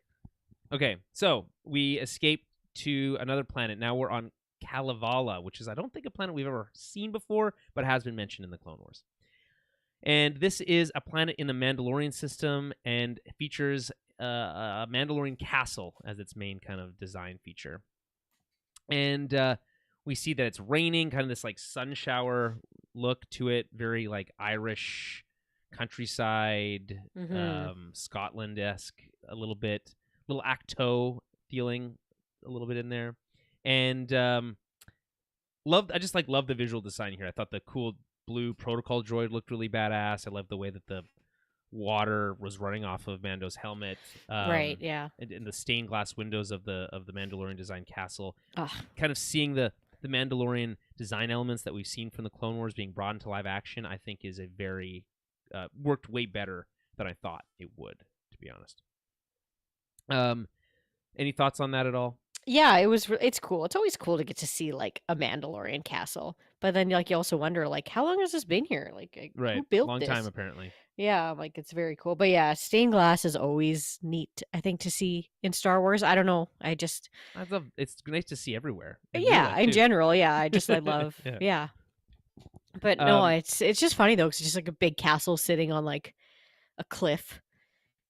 But it feels like there's nothing else around it, which is also kind of how Mandalore felt, where it was just like a big city in the middle of nothing. But at least it's just visually appealing. It's not just... I think you design a culture around the ability to use jetpacks, and you can design very different style of society. Right, yeah, you can totally be on the edge of a cliff.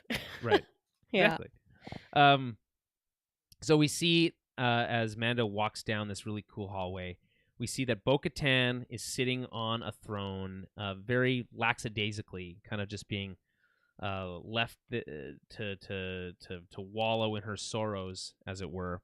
And we're not sure why she has sorrows, because last time we met her, things seemed like they were going pretty well. But I guess the one thing is that she's sitting on the throne very similar to the way that Maul sat on the throne of Mandalore right? when he was there. When you kind of sit on it in a kind of non-traditional way, it kind of gives this air of arrogance, I think, to the character. And then, of course, also prominently, she's not wearing her helmet and it's stationed next to her, which is very in contrast to the whole "you can't take your helmet off, you can't take your helmet off, you can't take your helmet off" thing. Again, a reminder, she's not wearing a helmet here to really drive that home. So he says he's there to join her, which is so interesting. He's like, "I'm not going to help you," and then he's like, "Yeah, I'm here to help you." Yeah. and this is kind of like, again, like, really, that's the way we're gonna start this conversation, okay? And but he's like, "Oh shit, there's nothing left to join. You know, it's over, right?" And this is why she's all sad. So apparently, her forces melted away when she returned without the Darksaber. And I love, by the way, this casual like, "And you still have that, right?" He's like, "Yep." And no further questions asked there, but like you can tell that there's some drama brewing. Oh, absolutely. Yeah. Are they setting up Bo-Katan to be a villain this season? I don't know. I was wondering that too, and I was like, I wonder if they're like, because even the way she says like "goodbye, Din Djarin" at the end, you're like, okay, interesting tone for her to use there. But so yeah, I'm curious too if they're gonna set up some kind of I don't know if she might like maybe not like big bad fully turn around on him, but like might try and fight him for the sword. Right. I think that's true. It's like that's her only motivation against her. Yeah. That's true. You don't have to. You just have to defeat them in combat. You just have to defeat them in combat. So it's like, yeah, like she might just try and kick his ass. When he's like, "I yield." Yeah. Like tries to give it to him, and and she's like, "No." It to her, and she's like, "It doesn't work that way." No.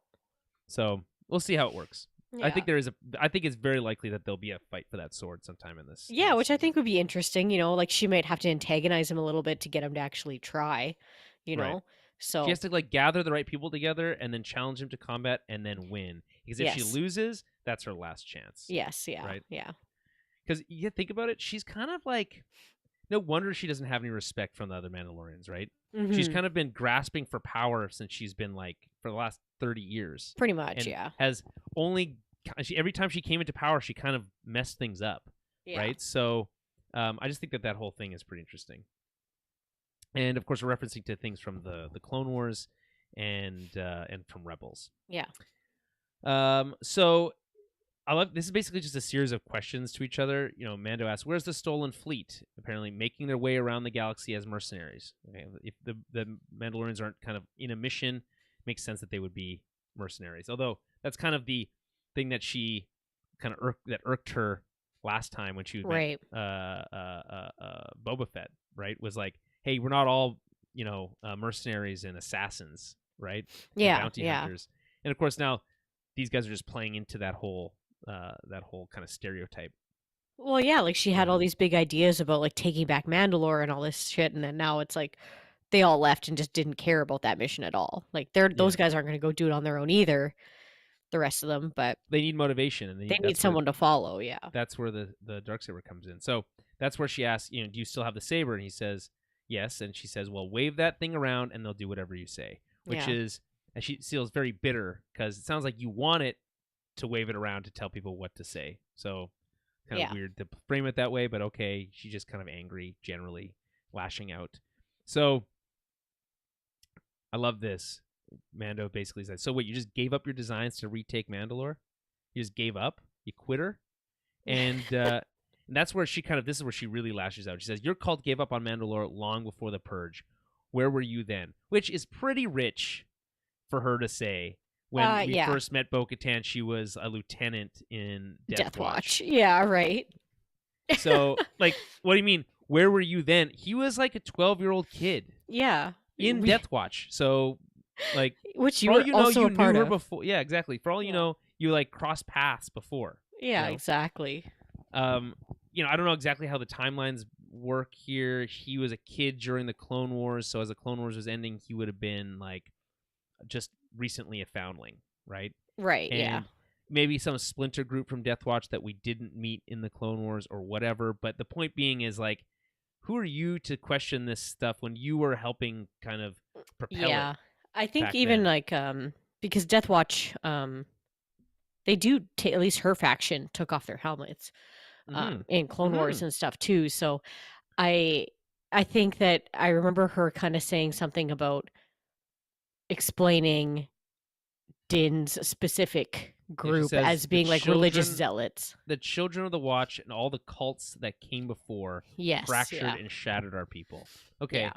So she was like, you guys were next level. Like, I was in Death Watch, but like you were in a full-blown Yeah, cult. I just feel like that's just very hypocritical and also worse. Yeah. It's like, how can you ask someone who is a 12-year-old kid to see the forest through the trees? Well, yes, yeah, exactly. Something that they like grew up in and whatever. Like they don't know any different. No, they don't know any different. Give them a break here.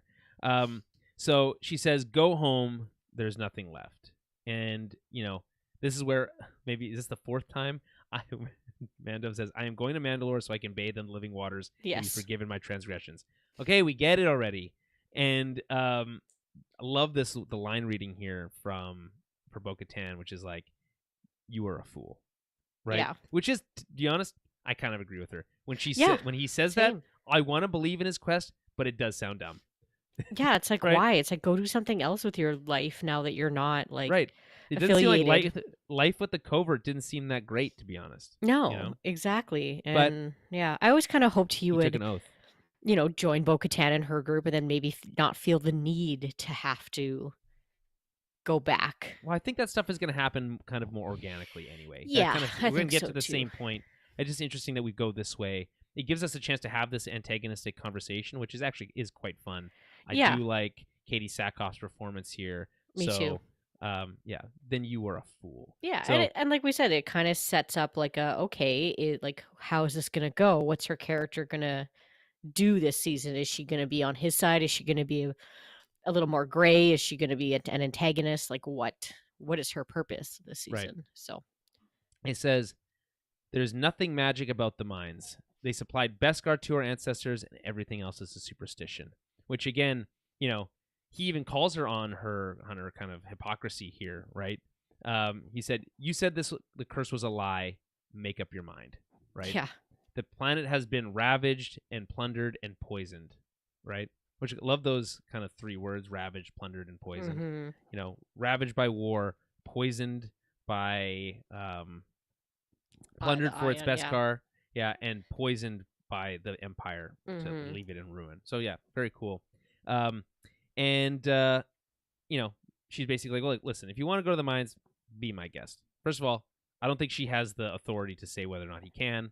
No. So it's nice of her to offer the invitation, but really not needed. But doesn't she tell him where they are, like how to get to them? Yeah. She does say they're below the Civic Center in the city of Sundari, which of course is the only city we've really ever seen. Right. Yes. Which is very convenient. I'm glad we get to go back to somewhere we recognize. I guess, this is that one element of like, here's your one bit of intelligence that you get from me out of this cutscene. If we're keeping the video game reference going. And again, this show has always felt a lot like a video game, mission-based, plot-heavy dialogue. It's kind of been a part of the DNA of the show for a long time. So, it's a fair criticism, but at the same time, it's like, it is what it is at this point. Yeah. He says, "I will find out if the planet is really poisoned," and heads off to go on his quest. And then she says goodbye, Din Djarin, as you mentioned, and we cut to black. And this is where I felt like I would have liked another scene, something else to give it a little bit more momentum going into next week. Something where he's kind of like reckoning with how that conversation went would have been nice. But no, we cut to black, and we now have to wait. And there's not that many episodes this season. I think that's the kind of the crazy thing is we wait, in this case, a year and a half almost for the season 3, and it's only going to be 8 episodes? Okay. 1, 2, 3, 4, 5, 6. It's 8 episodes, and this one's only 35 minutes long. So I just, my opinion on that is it feels like you're a bit shortchanged there. That's fair. Other overall thoughts? I mean, kind of what we said beforehand, I feel, at least personally, it packaged our expectations up for the season. But you're right, like we only have 7 episodes left now, so hopefully we get some longer ones and ones that are like a little fuller, right? That aren't jumping around as much. But I think that's kind of there what's will going to be. happen. So Yeah, yeah, there will be, I'm sure. I have high hopes. I'm not worried. I think it's going to be great. So Yeah, yeah, it's nice to have Mandalorian back. There's something yeah, about the show that has the its visual style, its tone, its ability to throw in action quite easily and feel very cool. Is very welcome back in yeah, the Star Wars world. Despite Andor was great, loved Andor, really loving Bad Batch. It's just Mandalorian is just bigger than all those other things. yes, yeah. Okay. So we have to move on. So on to the next one. Yeah, on to Bad Batch. Yeah, on to the Bad Batch. Okay. Can we take a quick 2-minute? Yes, let's take a quick 2-minute break. Okay. I'll be right back. I just need to use the washroom.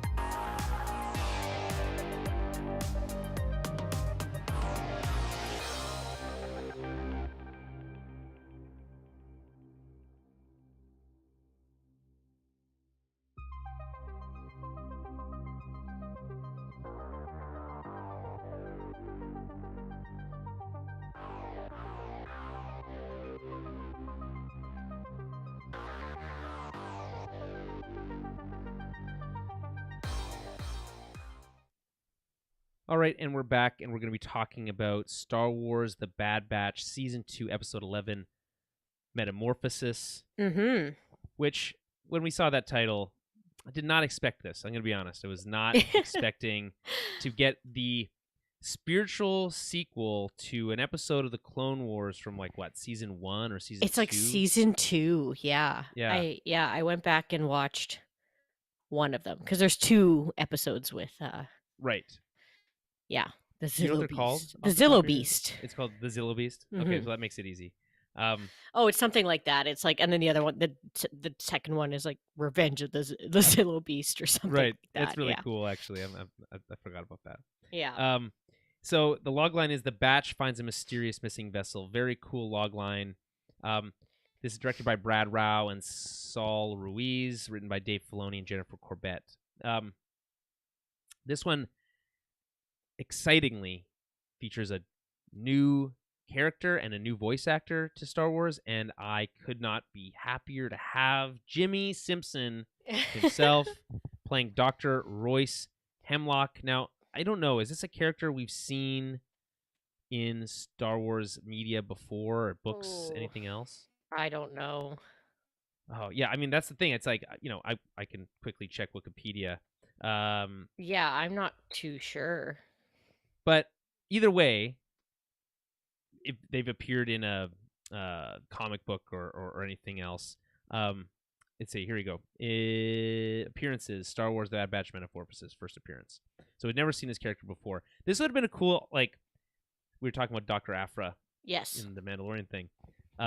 If you're gonna throw in a reference like that, this is how you do it. This kind of cool character.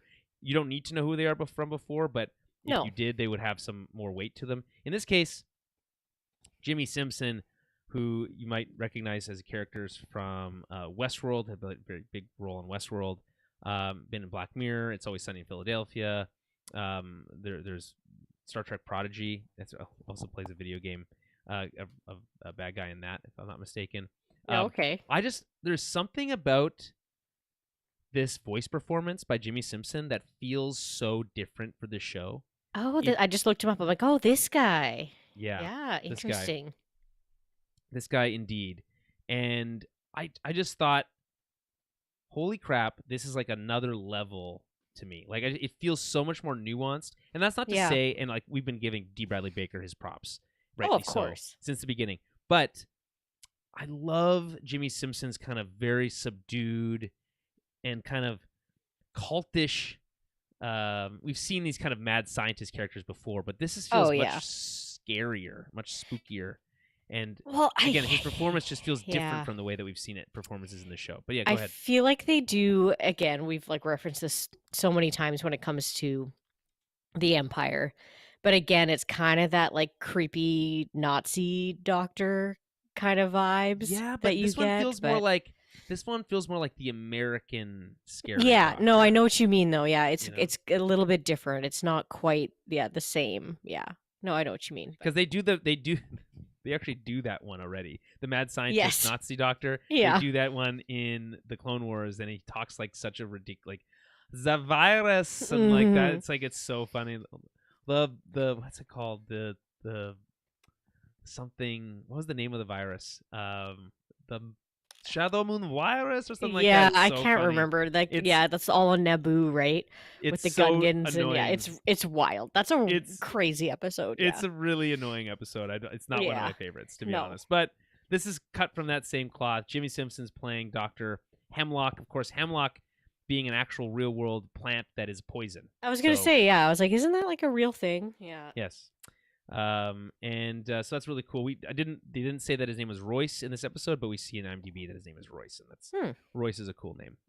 It's really cool Star Wars name, Royce Hemlock. Not really sounding like a traditional Star Wars name, but no, you can kind of break the rules sometimes, and that kind of makes it more scary. I mean, yeah. Okay, so overall, this is an episode that is based entirely, basically, as a two kind of main inspirations, but the Alien and Aliens being the two most direct and obvious. I mean, the Alien reference it basically fills up the first whole half of this episode, and then the rest is kind of like this, like almost more like Jurassic Park style. It 100% gave me like kind of horror movie, but specifically Alien vibes. Well, I don't think that's an accident. I mean, no. So we start in space, and this damaged ship lurches out of hyperspace, and I love the design of this ship because it's different but familiar, which is always what you're looking for with a Star Wars design. The issue with those like scooters from the Book of Boba Fett is that they're too different. It doesn't feel familiar. Yeah. So in this case, different but familiar, but also really strikes that same kind of visual design philosophy of that like kind of like half circle feel that the crashed ship in Alien has, right? The wreckage of that ship that they find the dead alien on. Right. So we hear right away the sound design for this episode is absolutely unbelievable, in my opinion. Like this kind of like lack of score almost entirely, but use of atmospherics and using score just the right way to really drive that horror feel. In this case, again, direct analog to Alien. And a movie, if you haven't seen, is a sci-fi staple. You need to see it. So we cut to the interior, and we get dark, creepy hallways, and a clone commando is running from something with an electro staff. I think this is really cool because it kind of places us because we know where the last time we saw clone commandos was, but also B, we know that clone commandos are badasses, but this one is running away. Terrified. So you know that whatever it's running from must be X times more terrifying. I think it's really smart. You gotta love the dark ship that's like clinking and clanking and kind of quiet, and like the one guy running around. Yeah, dead space. Everything's like flickering and the walls are scratched up. Like it was a very creepy intro for sure. It's really brilliant set design and it's just like some of the things you can do with this dynamic lighting that you would like. I think if you were to go back and like redo episodes like those episodes of Clone Wars where they have those like the zombie slugs in their brains, you would do it more differently, like probably closer to something like this where you could do more kind of scary lighting tricks and stuff like that. Yeah, like I feel like we don't get enough of that in Star Wars sometimes, like the creepy horror movie kind of aspect. So it's very short. But I kind of appreciate that because I don't like horror stuff. So it's what it is. I just think it's very cool. It's and, not like as scary when it's animated. It's obviously not scary. It's not scary. But it's just cool in my opinion. So we see something eat the commando. We don't know what it is, but that's like really cool. Like the screams. It's like, whoa, this is this is one of those examples where this is a kid's show, but be warned. But not, yeah. We then cut back to Mount Tantus, a place we haven't seen since the finale of season 1, where we saw Nala Se being delivered. So we see a similar ship to the one that we saw crashing, being escorted into docking at Mount Tantus. And they meet with Dr. Scalder, I believe is the name of the female doctor here. And this is when we're introduced to Dr. Hemlock. And I guess like it's kind of her boss, the other character that we have seen before, kind of instantly got sidelined for a much cooler character, in Dr. Hemlock. And we see him walking down this hallway. We see that he's got like a gloved hand. Maybe he lost a hand. Maybe it was a robot hand similar to Luke. But the idea maybe that some of these and kind of a scarred up face that maybe some of his experiments have kind of gone up wrong on him. Yeah. Kind of again instant character design philosophies. Looks enough like Jimmy Simpson that you could potentially use him as the actor if you wanted to use him in live action. I think it's just a really cool idea, right? And I think it's like really cool idea too because if you introduce him here and you have a younger version of him in I guess you'd be an older version of him in something like The Mandalorian where you needed a through line to the whole cloning stuff. You could use a character like this. Absolutely. But I think more likely he'll just die. Yeah. So, they are, I guess, looking to oversee the transfer of some quote-unquote assets. That's usually never a good sign. And that's when he meets with Nala Se. Now, before we move on to that scene, any thoughts on this introduction to Dr. Hemlock being back at Mount Tantus? What does this make you feel when you see this kind of imagery? Yeah, I mean...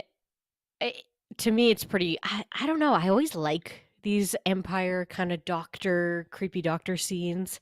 I find them a lot more. These kind of characters a lot more intriguing than just like a random Imperial officer being like, "Oh, our ship is down," and blah blah blah. We have to go get it.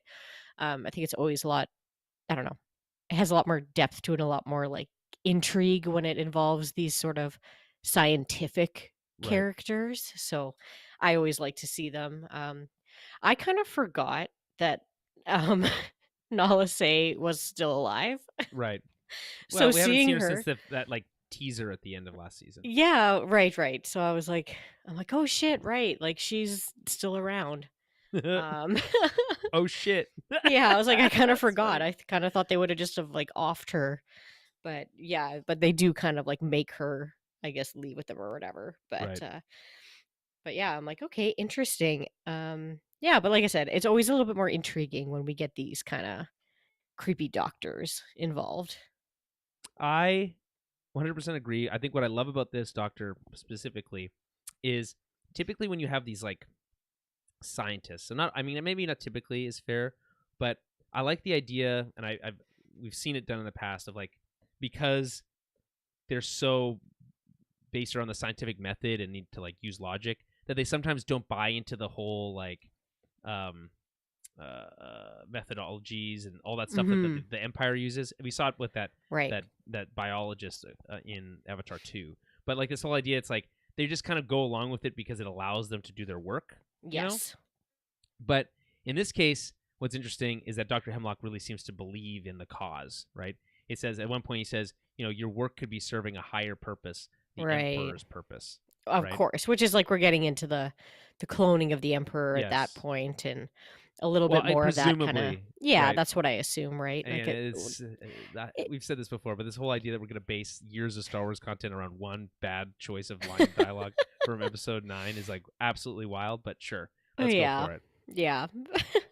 Like, how much work, hundreds of hours, millions of dollars have gone into this, like, cloning idea that is going to inform literally one line of dialogue for episode 9. It's so Yep. wild. So, yeah.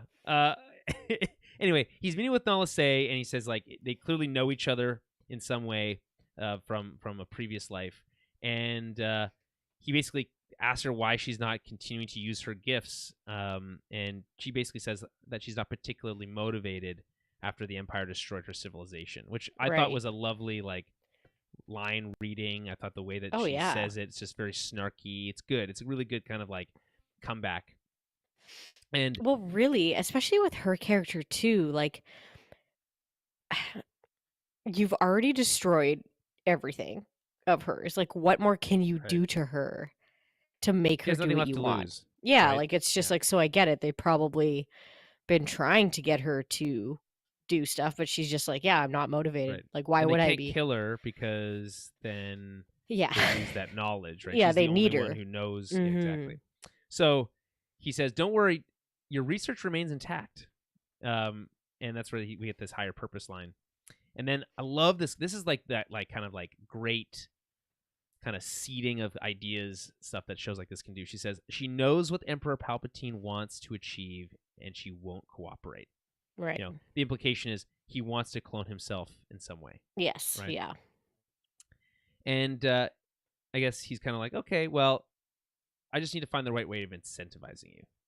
Think about that for a little while. And kind of leaves her to her own devices. Very spooky, very scary, in the sense like this is obviously an unhinged person. He's also informed, Dr. Hemlock is, that they lost communication with Transport 904. I was hoping that they might use a like callback, another like direct callback to aliens, because I can't remember the exact planet, but it's like an exoplanet. It's like XR3 something. Oh, something, okay. Yeah. And they make it's kind of like direct reference to that in Metroid. It's XR388, which is kind of like where you get the Metroids from. But in this case, it would have been cool to kind of use that kind of numbering sequence. Missed opportunity, in my opinion, but if you're gonna throw a Bible verse into the Mandalorian, I feel like you could throw a direct reference some to numbers. Yeah. So is that they need to contain the asset. By the way, this is how you know when people are bad people, is when they refer to living beings as assets. Yeah. This is also how they refer to dinosaurs in the Jurassic Park. The bad guys always refer to them as assets. Yeah. So he, being Dr. Hemlock, wants to know more about the Kaminoans and which ones were taken off world before the Camino was destroyed. And we find out that they still have the Prime Minister in custody on Coruscant. And he's ordered to bring him to Mount Tantus. So that's interesting. Now, the Prime Minister, is that Lama Su, or is that... That's Lama Su, yes. It is? Yeah, okay. Yeah. So I was just making sure that I wasn't thinking incorrectly, because I was like, oh, I thought they offed him. Like, I for sure thought Lama Su was dead. Nope. But yeah, no, so that's interesting too, that they're both still alive. So I was just making sure, because I didn't look it up after before. Yeah, no, fair enough. Yeah. It is. But I was like, I'm pretty sure that's Lama Su. So yeah, like, played okay, by cool. Bob Bergen here. In this Yeah, case. yeah. I'm pretty sure that's the same voice actor who played him in the live action movies as well. Yeah. Okay, so we cut now to our titular characters, the Batch. They are on their ship and they're having a meeting with Sid over the holocomms. And she doesn't get why they. She's like, what's going on? Why are you guys so mad? Right. Right. And I just like how Omega kind of cuts to the chase and is like, listen, we were stranded and you didn't help us.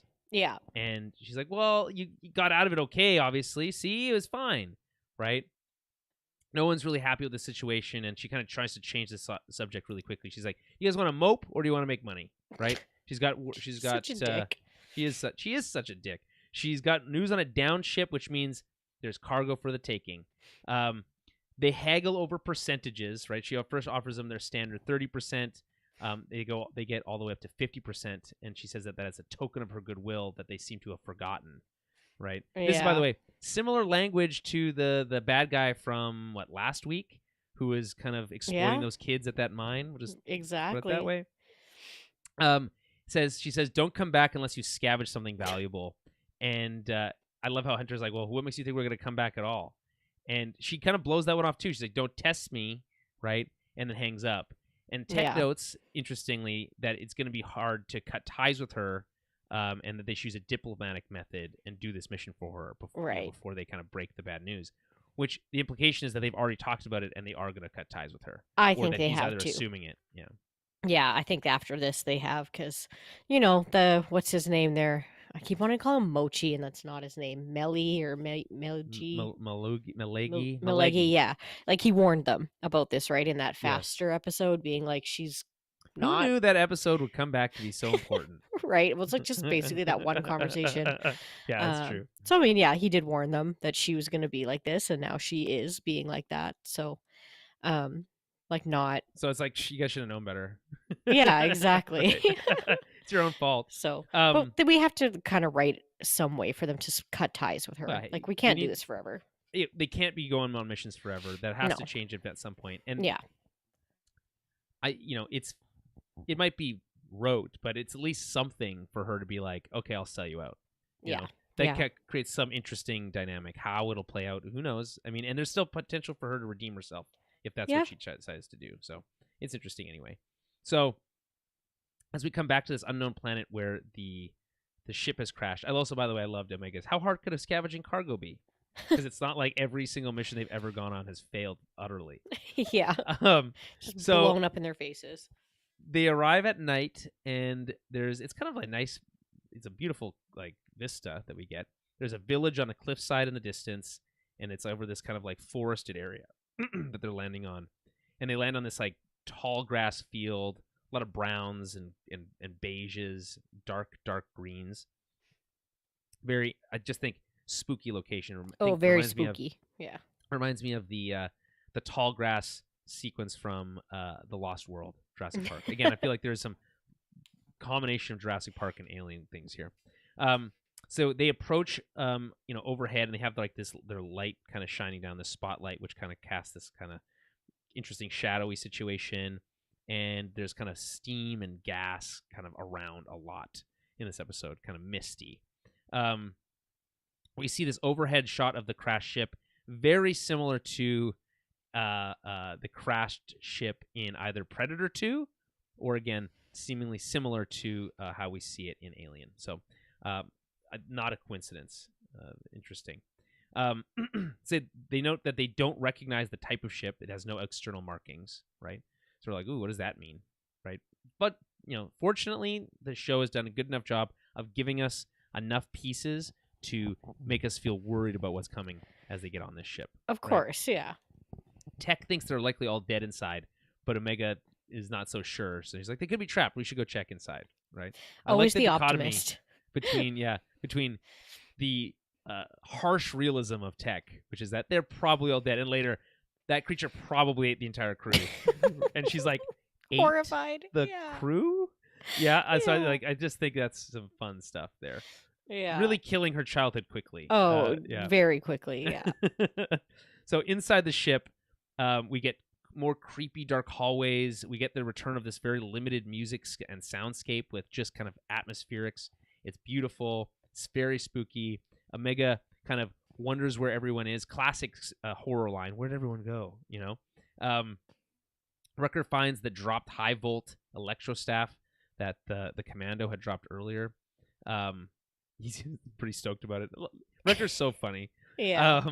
They find claw marks on the wall, and they're like, whatever did this is not human, which is another great horror line, right? We also get another one later where he says, and it's still inside, right? Yeah. Like, I love that. Like, those realizations is always so good. So, again, the horror tropes are just coming fast and furious. They decide to split up. Tech is going to go looking for more information on the bridge, and Omega's like, you're going to go alone? That seems like a bad idea. And he's like, don't worry, I'll use my logic to defend myself. The more I think about it, Tech is basically just playing a Vulcan in these in the amazing show. He's just Spock. So they split up. Tech goes to the bridge. He's gonna learn more information. When he gets there, though, love the use of these kind of like wide shot, very voyeuristic shot from this low angle as if someone's watching him. And you kind of get the impression he is a little nervous, actually. Despite his like strong exterior, he's got a little jumpy, you know. I would too in the dark like that. 100%. And again, the like gas and steam like shooting out the sides, very effective and atmospheric. Very cool. So Hunter, meanwhile, leads the rest of the crew deeper into the ship. They find some kind of lab, and it's cold inside. We see their breath, which is another great atmospheric choice here. This is really just piling it on. Omega notes that the tech is Kaminoan cloning equipment, but different configuration than she's seen before. Tech, meanwhile, is restoring power and finds a dying droid, warning them of danger. Again, another classic horror trope, which is the omen, the bad omen. Yeah, finding that one person who's like barely alive. Right. That's like, it's like, get out, run! get out of here. Right? Yeah. Yeah. So love that. And like it could have been a person, which would have been cool, but this is like I think just as effective and doesn't require to explain why they would be. Well, helpful. yeah, exactly. So back with the rest of the crew, they find goo on the walls. This is always whenever you find goo, you got to you just got to run. Oh, right? yeah. I mean, and it just gives you that, like, again, that horror movie feeling of, like, 100%. get out of there. Like, there's claw marks on the wall. Everybody's dead. Like, you should probably just leave. Well, they're looking around the walls. They're like, these are reinforced panels. Mm-hmm. And it's, like, broken apart. And, like, how strong could this thing be? Right? And then they're, like, touching the goo. And that's very reminiscent of, by the way, of, like, the shot of the exomorph, which is the alien from Alien. Right. Dripping its like drool out of its teeth as it's like hiding in the darkness behind Ripley. It's like such a cool visual, and like they don't do it exactly like that, but the way that they move the camera here in this series of shots I think is so badass. So we get introduced to the creature for the first time, and it's chewing on a power supply on the ceiling, dripping fluids from its mouth onto Wrecker, right? Yeah. And then we get this really amazing shot where they're like backing up, and then Wrecker is like in disbelief that he lifts his helmet up to like look at it with his like regular eyes, right? Like to look at it directly. Let me look upon you with my own eyes. And he looks at this creature. And then they're just like stumbling. They make a sound. They look, they cut back, and it's on the ground. Like it moved so quickly, right? Super cool choice, I think. Again, and the use of the dynamic lighting is very cool here. And by the way, dynamic lighting, for those who might not be aware, I've used this term a lot, which is this idea that light behaves more naturalistically, right? It bounces off of things. It reflects.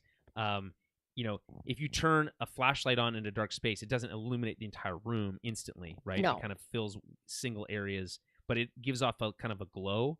That's kind of what what you're able to do with these volumetric lighting and all this kind of stuff that you get with advanced animation tools. It's very good. It adds it's the single biggest factor to why it looks this much better than Season 1 Clone Wars, which is again very flat. You go look at that again. So they're able to shock this creature enough, basically like shooting it enough to get it to back off. But the lights come on, the creature kind of starts hunting them as they're kind of switch positions, and it's kind of chasing after them. It escapes, and they warn Tech to get off the ship. Another classic moment, which is like, get out of the house. It's inside you. It's inside with you. You know, that kind of thing? Yeah, right. Did you realize what it was when you first saw it? 100% not. Did you? No? Okay, I did. But I was second guessing myself because Why? What about it? Like, is it the lines on its like? It's whale-like. It's its mouth. Like it was just kind of like, Well, even it's funny because before I even saw it, because I knew we were like, okay, there's obviously like an alien on board. We're like, oh, what if it's a Zillow Beast? Because that's cool. Yeah. Like Adam and I, we have. You just rewatched that episode recently? Not recently, but I mean, we just have like a typical. You just like leave it on in the background. Yeah, we leave it on all the time. Like Clone Wars, we cycle through Clone Wars, and then we go through Rebels, and like we kind of it's like our background Sunday morning cartoons all the time. So yeah, we have seen it a few times with the Zillow Beast and everything, but I didn't remember them eating power So that's why it threw me off. I was like, oh, maybe Yeah, something because like kind I of feel different. like it would have made a big difference in Coruscant if Mm-hmm. he had unlimited power. Right, yeah. Unlimited power.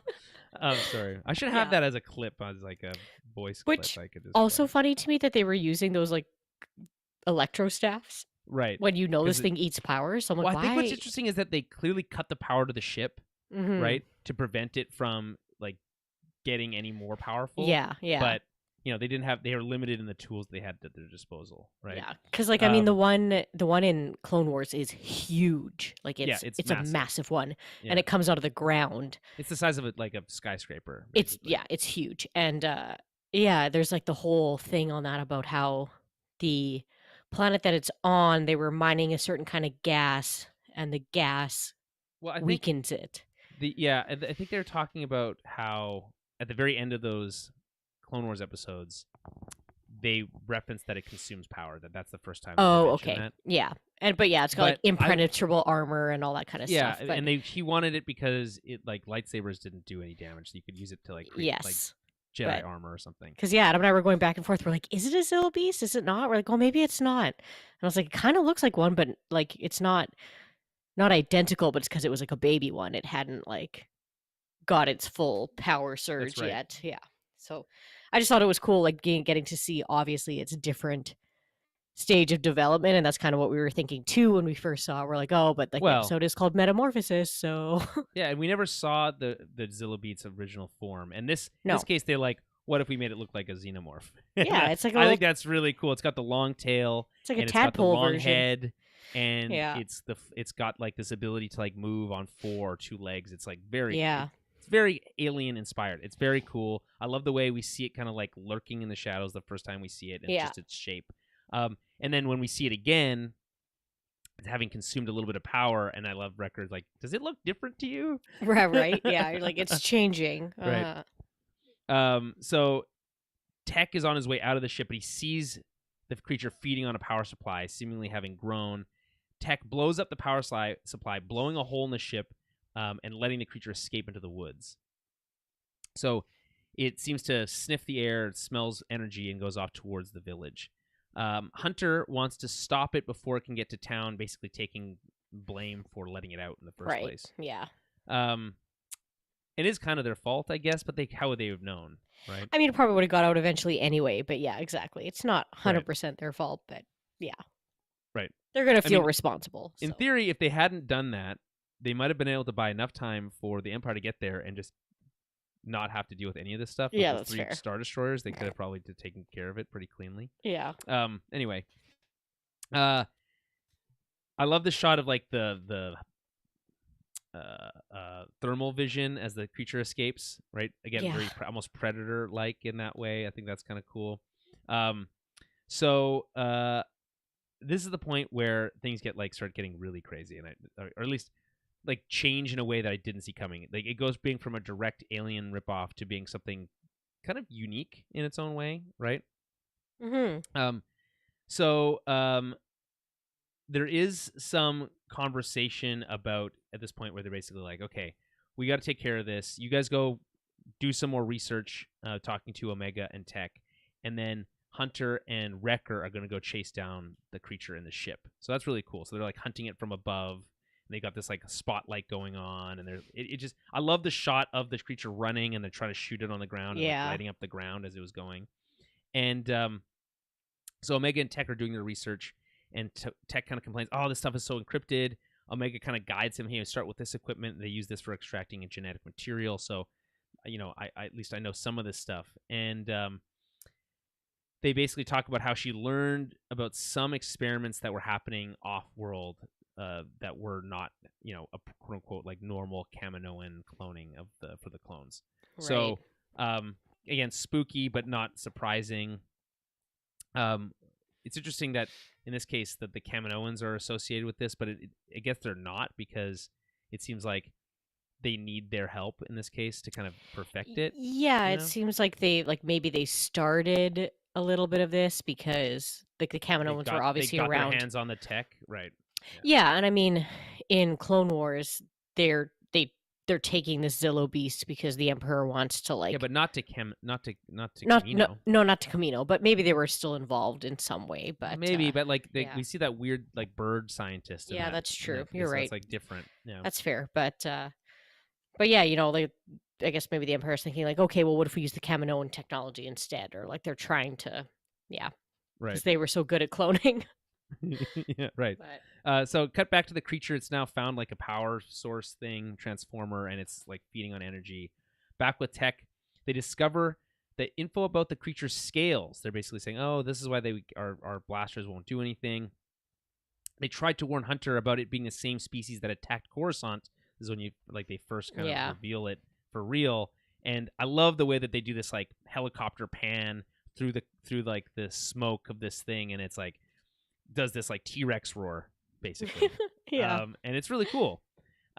So this is when it starts to like look more like the Zillo beast that we recognize with that like third arm off its back, right? And it's weird, like long ribbon fingers. Yeah, it's weird. They're really weird. It's really weird looking. But it's too late. It's already grown really big, T-Rex size. Not as big as the one from the last. No, definitely not. From maybe about, how big do you think? 1/10 the size of the one from the other one? If that, like, yeah. Okay. It's just impressively, massively huge. The one in the.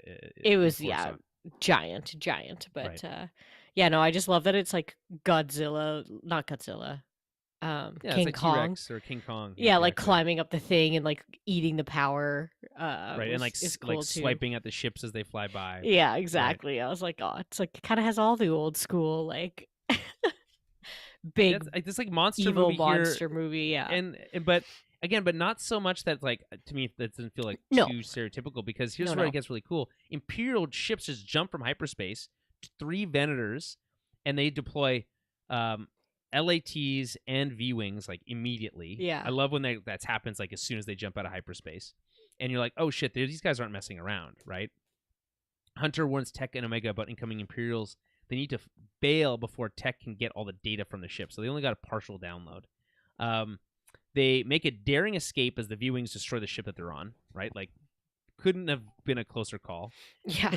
And ships just immediately start chasing Hunter, right? In the Marauder. Like, they're not like, they're there, hey, these ships are going after the Zillo beast. You take out any witnesses. You guys go to the they were like super like surgical in this operation. Yeah, very competent for the Empire. Well, not that they're not competent, but yeah, it was like it is. Then it's all super dialed in for this one. Yeah.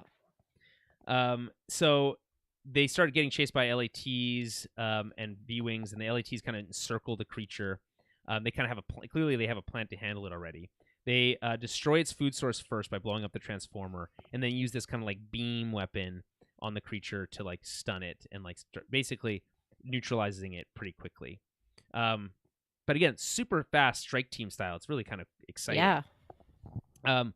They kind of get it basically stunned enough so that they can like pull it into the ship. And I love this line from Wrecker. They're not killing it. Yeah. They're taking it. Which should be the first red flag of like, oh shit, like that's they want it, like, and that's and like it's always that's the same realization, by the way, from Alien, right? Mm-hmm. Which is like, oh, they don't want to save me, they want to save this creature, you know. So I love Hunter's reaction. Let's not be next, let's get out of here. So more LATs land in the village, and commandos open. I think we know this one from the last season, and also from the video game from Republic Commandos. It's like Scourge or something like that, leading them, and they start rounding up people, just loading them into LATs. Yeah. No witnesses, apparently. That's always sketchy. Like I don't know. Right? I was borderline being like, are they just going to start shooting all of these people? But again, kids show, so they're just going to round them up and probably they're just going to round them up. But I think it would have been super badass if they just started like unloading. On people, well, and then the Bad Batch seeing that and being like, oh shit, like that's something. Like, it's just so scary. You don't have to see the people die. You can use shadows and all these other things. Yeah, you can just see the blaster like bolts going or whatever. But yeah, you'd think that that would maybe be a trigger for It's the Bad implied Batch being like, later. we need to do something about this, or like as a whole, we need to do something about the Empire, kind of thing. Yeah, But, they need to get more involved. yeah. I think this does help them motivate them in that I think way, so but too, though. anyway, yeah. Yeah, because I mean, it's kind of implied either way. They're like, okay, they're rounding people up. Like that's never a good thing. Well, they also learn more about like its connection to Chancellor Palpatine and stuff Yes. like that. So Hunter swings by to pick up Tech and Omega very quickly. I thought that was kind of like convenient that they were able to escape them just long enough to pick them up. They fight off some B-Wings as they make their escape off-world and jump to hyperspace. So it's kind of like they go from this really slow, spooky motion to this like very fast pace. There's dealing with Imperials, lots of crazy stuff is happening, and then it's all sorted out very quickly. I think it's like a cool dichotomy of tones. Yeah, So, definitely. Back with the bad guys, we see that they've successfully captured the creature, and they have it locked up inside their ship. Tech talks about how the Chancellor ordered the cloning of the Zilla Beast before they became the Empire, and for the express purpose of weaponizing the creature. Again, a direct allusion to the goals of the Weyland-Yutani Corporation in Alien, who wanted to weaponize the xenomorph. And then they say, there's more than this. There's more to this than we realized. He suspects, Tech does, that the Empire has taken over cloning tech for their own purposes. They didn't destroy Camino to destroy cloning, but instead to control it. Oh, absolutely, yeah. Which is such a like. I guess I never really thought about it that way. But it when you like lay it out that plainly, it's much more sinister. I feel like, you know. Oh, for sure, because it's like, okay, they're taking out not the competition, but yeah, you're just like, well, we're just going to do it ourselves now instead, because we don't want to have to rely on somebody else to do it for us. Well, we don't want to have to rely on anyone else's morals either. We want to just be able to dictate how this works. Yeah. Right. So I think it's really cool. I like how they're just like getting more and more concerned by the moment. We get these kind of like nice tie-ins. By the way, it's crazy that, like I said from the beginning, that this ties into that episode from like 10 years ago. So yeah, right. Really cool. Yeah. Hunter tells Tech that he should send the data to Rex and Echo. So I like that they're drawing that connection back already. Mm-hmm. And then that's when we cut back to Mount Tantus, and the creature is now being stored below in the mountain. Interesting to think about what other crazy stuff is in there. Probably so much cool stuff. Right, so much cool stuff. Dr. Hemlock asks about witnesses, right? We mentioned this already. Wants to make sure there was no one alive. They said they rounded up the villages they're being dealt with. Again, presumably being shot. And then they do mention that there was a military craft that escaped. So he wants to know who that was. So now there's kind of a direct connection to the batch here. That's when Lama Su arrives, Prime Minister Lama Su, who I love both Lama Su and Nala Se get a little bit of snarky comments, right? Where he's like, it must be frustrating to have your resources but lack the expertise to complete your goals. It's such a good dig too, right? It's been like, oh yeah, you can have all the equipment you want, but if you're too dumb to use it, like then, yeah, exactly. Yeah, it's a really sick burn. Yeah. But Dr. Hemlock doesn't, take this kind of these types of conversations. So he's just going to cut right back to what he knows best, threatening people. So he's going to he just threatens Nala Se that, if you aren't able to get Nala Se, you can't get Nala Se to do the stuff that we want, then we don't need either of you, and we're just going to kill you, basically. Yeah.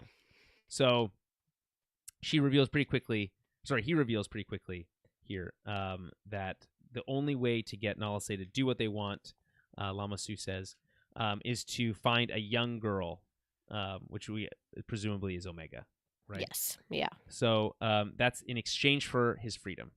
I guess that's the trade that they're willing to make. I just find it odd that all these Kaminoans are like pretty politically savvy and like a little backstabby. So interesting that I just never felt like I got that sense of them before. And I feel like Lama Su just desperate. He just like sells her out right away. He's like, "Oh, you need to know how to motivate Nala Se. Here you go." Like he has to hold back some information, otherwise right, yeah. He's dispensable. So Yeah, interesting. They kind of basically say, oh, okay, well, it sounds like this is easy then. We have a lot to talk about. Cut to black. This sets up, I think, a nice, strong, like, I think if we build off of this as the baseline for what comes next for the season, I think it creates a really strong series of episodes. I think so too. To come into the finish line here. Where I'm like, okay, sweet. We're like combining the worlds now a little bit. It's not just like one-off missions. We're actually getting like, the world as a whole with the Empire kind of now colliding and having a reason to collide with the Bad Batch and search for them a little bit more. So, absolutely. So next week's called The Outpost. We don't know what that means, but basically it's The Outpost, Pabu, then Tipping Point. Those are the next 3. And then we get The Summit and Plan 99 as the final 2 episodes of this season. And so I think that's really interesting. I mean, who knows? I would like to hope and believe. I'm being told that episode 12, I'm hearing that episode 12 is a really cool one, a big one for a lot of the people for the people who've seen it. So next week should be exciting. But I'm just glad that we're kind of like back into this really strong style of episode that we kind of were missing for, I think, most of the season. This is kind of what I've been wanting, is like it to pick up. Like I've been waiting for it to pick up, and now I feel like it is. So I'm excited. I love seeing the Zillow Beast again. I'm like, that's really cool that they're still alive, because originally that like big one they thought was like the last one. Yeah. So they've obviously either successfully cloned it or have another one.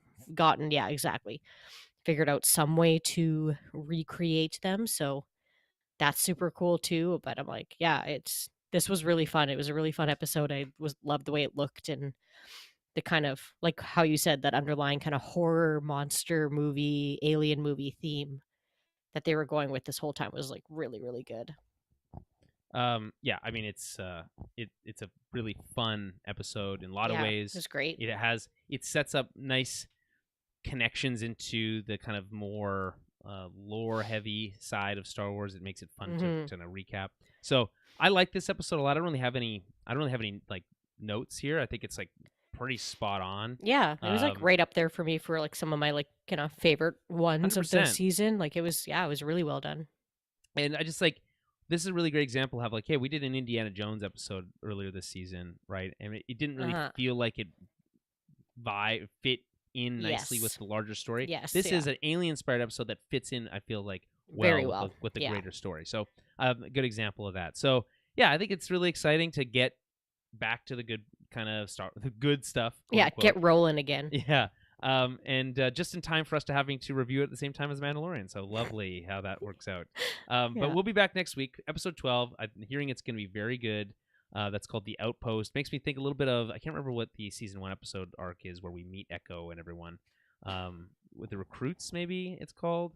Maybe. But basically where they're basically on an outpost and fight those commando droids for the first time. And so something, maybe it's a spiritual successor to something like that. We shall see. But very excited. Glad that the Mandalorian's back. It's interesting to see where that's going to go. Bad Batch is on it, hitting at a high clip now. All things are good in the Star Wars land in the galaxy far, far away.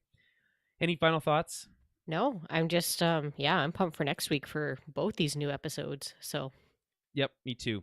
All right, so we'll be back to regular schedule next week, Thursday nights around 7:30, 8 o'clock Central Time. You can watch us there live on Twitch and YouTube. And you can find all that, of course, by going to towerbabble.ca/live at around that time. If you want to keep up with when we're going live, subscribe on Twitter or any of those live services at TowerBabbleCast. And we'll be back next week with The Mandalorian Season 3, Episode 2, and The Bad Batch Season 2, Episode 12, The Outpost. And until then, may the Force be with you.